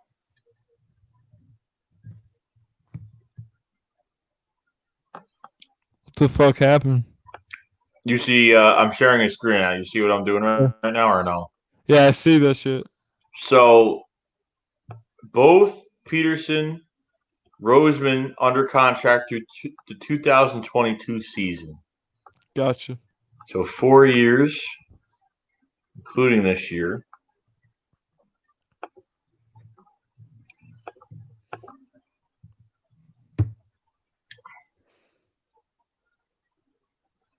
Which is good. I'm happy. I just didn't know how long it was. Well, when 2022 comes, there's going to be another extension. So I don't give a fuck how long the extension is. I don't give a fuck how many years. These people are going to be here for a long ass time. So get used to winning. That's all I got to say to Eagles fans. There was a lot of speculation that Howie's really bad with the draft and Doug was good with the draft. Howie's good with contracts, extensions, free agent pickups, restructures. And if you ask anybody to take a restructure off this team, they say yes all the time. There's not one person that won't restructure their contract. It's a team effort. And there's no dysfunction. There's nothing. Like everybody's all in. And that's what I like about this team. And then when everyone has the same, I'm not saying that every NFL team that all the players don't have the same objective, but when it comes down to like their money being moved around for the extent of the team adding more talent to the team, it's just amazing how these guys just band together. So, you know what? It's pretty damn good. Yeah, absolutely, man. You always see guys like Zach Ertz. Zach Ertz was one of the guys during this offseason that said, you know what? I'll take a little bit less. I won a Super Bowl last year, caught the game-winning touchdown pass. Whether people say that was a fucking catch or not, you're a fucking moron if you think that was not a catch. Guy took 3 steps before he scored. It is what it is. But the guy said, you know what? We won last year. Let's win another one. Took less money. You always see shit like this happening with this team. And it's all because of the culture that has been established. Doug Peterson came in 2016. Even though this team was shitty, even though Carson Wentz had nobody to throw to, he had no running game, Ryan Matthews fucking games up against the Detroit Lions and shit like that all season. We still lost so many fucking games that year by 1 score. We turned that shit around. We won all our 1-score games. Matter of fact, fuck 1-score games. Pretty much every game, we blew people the fuck out. Yep. The absolute fuck out. Totally turned that script around. We built a winning culture. We established what we're trying to do here in Philadelphia. And players know what it's about. Doug knows what it's about. Carson knows what it's about. Every player on this fucking team knows what it means when you put on that Philadelphia Eagles green. They know it's fucking time to go out and bring another Lombardi. We're not the same organization anymore. We're not the organization we were in the past. Right. We're one of the most, arguably, I mean, you can look at the Patriots all you want. Patriots have been doing the same shit for years. But aside from that, this fucking organization is the most well-run organization in football. Like there's people that are my age that are scouts with the Philadelphia Eagles. These guys are going to be fucking general managers on NFL teams in the future because they're sitting under Howie goddamn Roseman. Mm-hmm. That's what's happening right now. That's how smart Howie Roseman is. That's how smart Doug Peterson is. That's how smart Jeffrey Lurie is. That's how smart the scouting department is. That's how smart this entire front office is. And they know how to build championship teams. The players know what they got to do to win a championship. And sometimes it's not all about you. It's not all about your salary. Shit, you make millions of dollars anyway. So what if I take a few million less? If it puts the team in a position of where they're here, but they can be right here. Right. That's what it's all about in Philly.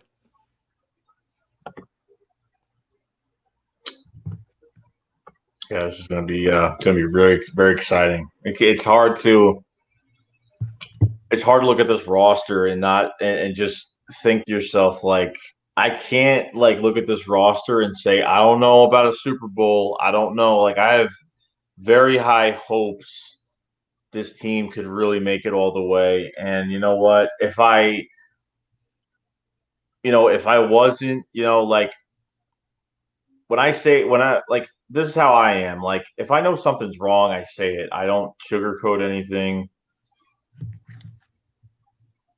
I really don't, because even like when I started my channel in 2016, when we had that 7-9 year, it was bad. And I had plenty to say about this roster. It was just bad. Okay. We all know what happened. Like, we couldn't catch football for our fucking lives. We had no receivers. We had nobody producing. And it was Carson Wentz's first year. So if I see something that I know there's a weakness on this team, I'm gonna say it, but I don't see a weakness on this team. Me neither. Quarterback, offensive line, running back, definitely not defensive line. Linebackers we were worried about earlier in the year, but we definitely signed Zach Brown. Zach Brown was huge. Zach Brown was huge. He fucking tackles everything that comes near him. Nate Gary was like, hopefully this year he's gonna, guy came from Nebraska as a safety, turn into a linebacker, come to the Eagles. It's gonna take him some time to transform into this all-around good linebacker. And hopefully this year is his transformation to be that. And then not even that, but Nigel Bradham was one of the best free agent signings we've had, and that guy plays with a lot of heart and a lot of soul. And now we have LJ Fort. Exactly. Guys like LJ Fort coming in from the Pittsburgh Steelers really showed out late in the year last year, showed out for us. The guy can fucking play the linebacker position very well. Guys all over the field making moves. I mean, the guys all over the field. I think, I wasn't sure about the signing when it happened. I've heard his name before, been to a few teams, but finally, coming to the Eagles and really being a big question mark. But what I see from him is he's got that nastiness side to him. He's got a nasty side, and he's just making tackles all over the field, and that's all that matters. He's probably going to be one of the he's more of a. We don't really have the best coverage linebackers. We don't really have the best coverage-esque guys, but I think LJ Fort is the best guy in coverage. Nigel Brown, not really. Zach Brown is like, he's okay in coverage. He's not the best either. But LJ Fort is the guy for coverage. And Nate Gary, even Kevin Fajold, the linebacker coach, when they had the coaches meetings before training camp happened, said that Nate Gary has really been turning heads. He's been really turning heads, and a guy that's really showing his transformation to being a linebacker. And you know what? All that time when we had injuries and Nate Gary was in there, he got a lot of reps. He got a lot of starting experience, a lot of reps, and linebacker is looking pretty damn good right now. Safety is looking even better. You have Andrew Sendejo in the mix now. A guy that wants to come in this organization to win, knows that this is a winning culture. That's why he came here. I bet he's so happy to be here than be with the damn Minnesota Vikings, that crybaby organization. Jesus. Yeah, man. That you nailed it. This is all about the Philadelphia Eagles culture. It's about what the Philadelphia Eagles are about. It's about what this team has done through the last really 2017 season, obviously, but also 2018. Even when we were fucking down for the count, we fought, we battled, we scratched and clawed for every single inch, made the playoffs, won a playoff game. People know that they can come here and they expect to win. It's what Andrew Sendejo has done. It's what a lot of players want to do. That's why Jadeveon Clowney wants to come here. He sees what the Philadelphia Eagles are doing. Man, this team is fucked. This team has so many injuries. This team has like 9 people injured in the secondary. Guess what? We can still fuck people up and win the games we got to win to get a wild card spot. So we did those things, and players from other organizations, they're taking their fucking notes. They know what's going on here. And when players are taking notes and they know what's going on here, that makes us a desirable landing spot. And when Right. we're a desirable landing spot, that makes us. We can talk about the Super Bowl every fucking year. A lot of teams, they win a Super Bowl and then it's a few years before they can get back, or, they can win their division a few times, but that's about it. You'll see them in the NFC Championship once in a while. It is whatever it is. But with this team, what this team has done, it's a desirable landing spot. Players want to play with Wentz because they know how talented he is. They know what he can do when he's healthy. On defense, this defensive line has dominated for years. I mean, even in 2016, they were dominant in 2016, but despite the 7-9 record, these guys have dominated up front. 2017, you don't even got to say shit about it. Dominant. That's the only word you can say about it. Even in 2018, Brandon Graham's fucking banged up. Derek Barnett's not there most of the season. Still making shit happen up front. And we add to that, we add Malik Jackson. We add all these fucking guys. We're expecting a huge year from Derek Barnett. And we could possibly add Clowney. Good luck to you if you have to block these guys.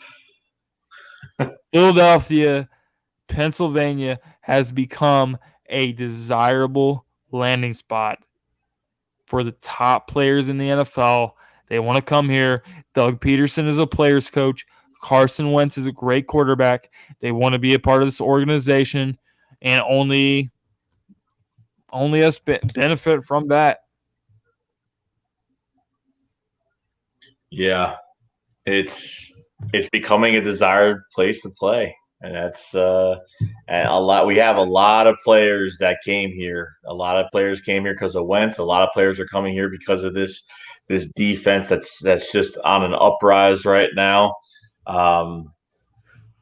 It's looking really good. And preseason is over. The whole thing is done. Can't say that well. I swear to God, like I look at the subscriptions after the game was over, and every video was like, "Thank God preseason's over." Thank fucking God. Every video was like, "Thank God preseason's over." Thank God preseason's over. Yes, thank God. I'm sitting there watching Clayton Thorson throw fucking passes, and I'm like, "Please God, let this be over." I'm being serious right now. I mean, I don't blame you. Fucking misery. Watching Clayton Thorson, watching goddamn whatever the fuck the other guy's name is, Cody Kessler.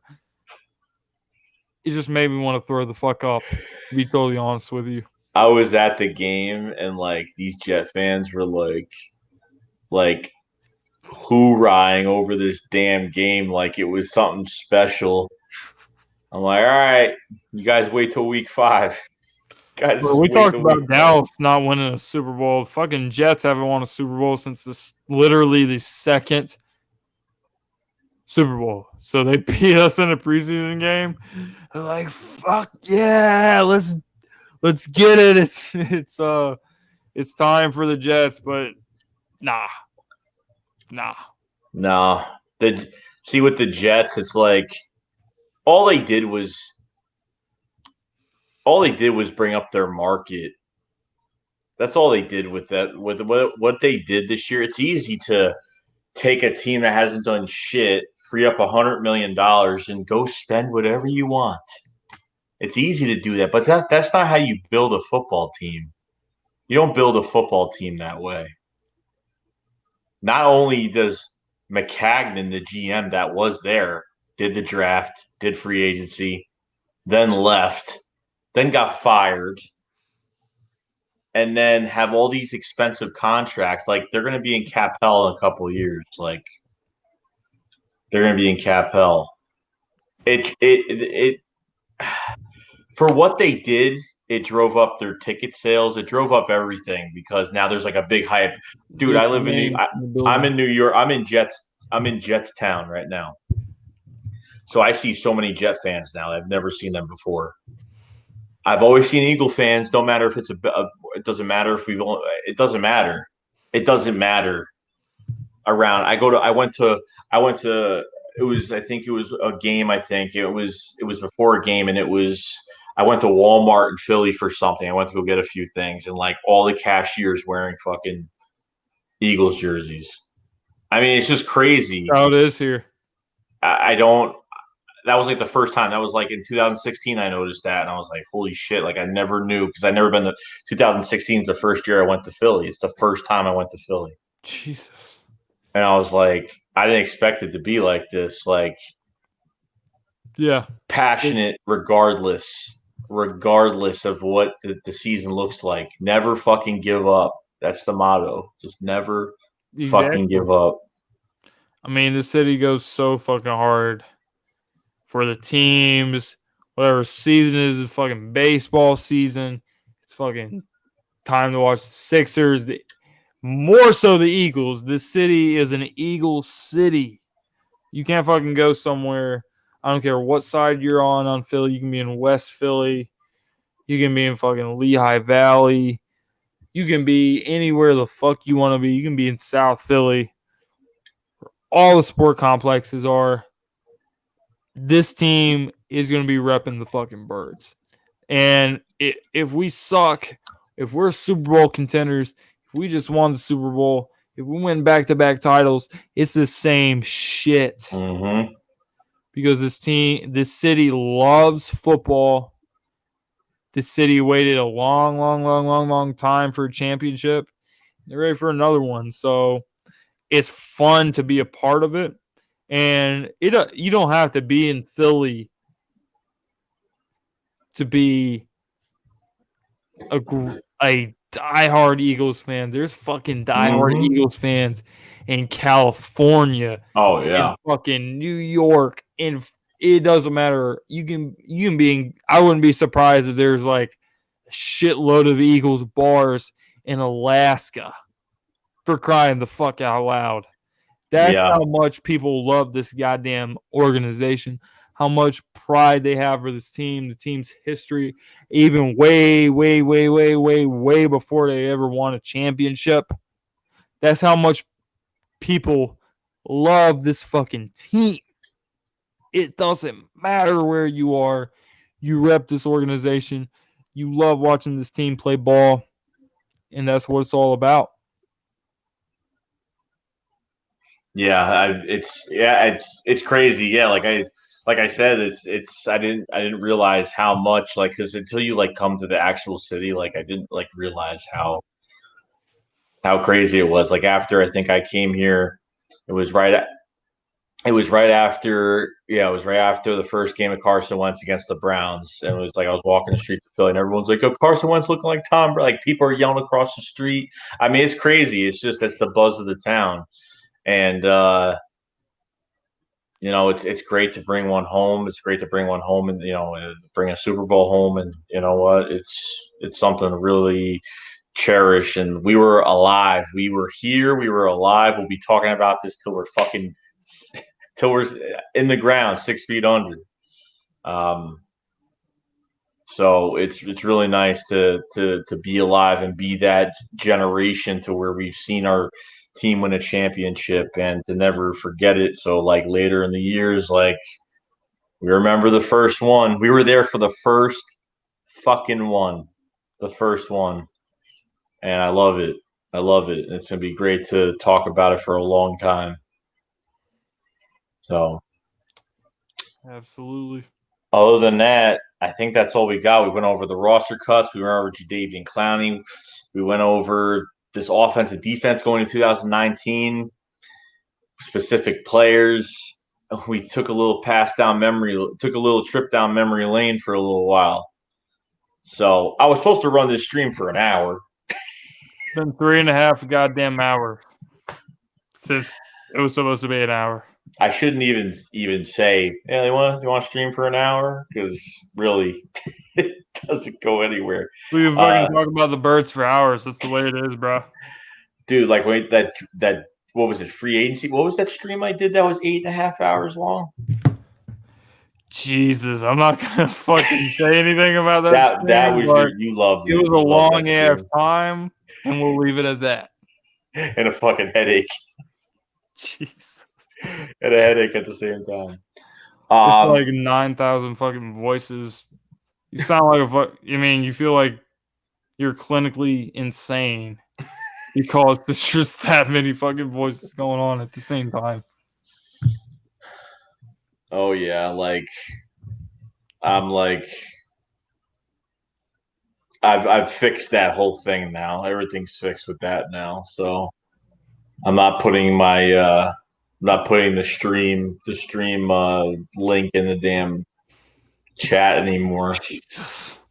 That was a mistake of a lifetime. So I definitely learned from that. That's definite. So other than that, if you have anything to say, Philly Jim, but before anything, please like this video, guys. Subscribe to Philly Jim's YouTube channel. Runs over the covers Eagles, all of Philadelphia sports. Does everything, trying to build his channel up. So I appreciate if you guys can sub to him and get ready for a very exciting year this year. Got a lot, and we're gonna do another live stream before the Redskins game after all of us get our preview videos down, talk shit to the Redskins, and we'll get into a nice live stream because I know the night before I'm not gonna be able to sleep. Period. It's time, baby. It's time, and it's just gonna be like I'm gonna have like butterflies. It's crazy. You go to a game, you have butterflies in your stomach, or whether you're home or you just have that feeling, and it's like, regardless, you can't go into a game too cocky. But you know, at the same time, like you're always like, I want my team to do well, and I know the Eagles are going to go into this game and whoop some fucking ass against the Washington Redskins, and I don't give a crap what they're saying. That the Redskins are pissed off coming into Philly, or you have another thing coming, pal. Bro, you just sounded I'm not even trying to make a joke right now. You sound exactly like Lane Johnson a couple years ago. The motherfucker said, "We're gonna go down to Washington and we're gonna whoop some ass." And we went down to Washington and whooped some ass. So yeah, I'm ready for this fucking home opener. I'm ready to have Deshaun Jackson back. He should have never been fucking cut. He's back in the Philadelphia Eagles uniform. People be excited about it. Be excited about Carson Wentz being fully healthy. Be excited about this team trying to get back to where they were 2 years ago. Just 2 short seasons ago. They were in the goddamn Super Bowl. Thank you guys for the support, though. I know a lot of people have been subbing me up tonight. I know a lot of people have been supporting my channel over the last year and a half, almost 2 years. Thank you guys for that. That means the fucking world to me. I just love the birds. I just love being a Philadelphian. I just love Philly sports to the heart. I will die for this fucking city because I love the city. I love the people here. I love the fans here. It's phenomenal. I love being on Joey's channel talking about the birds with him, as always. And I just got one thing to say. This is your host with the most, Philly Jim. And this is Philly Jim Squad Up. Fly Eagles Fly. We'll see you guys next week when we talk about this Washington Redskins game as they come into our fucking house. See you guys later. Shake Squad Up. Fly Eagles Fly. Peace.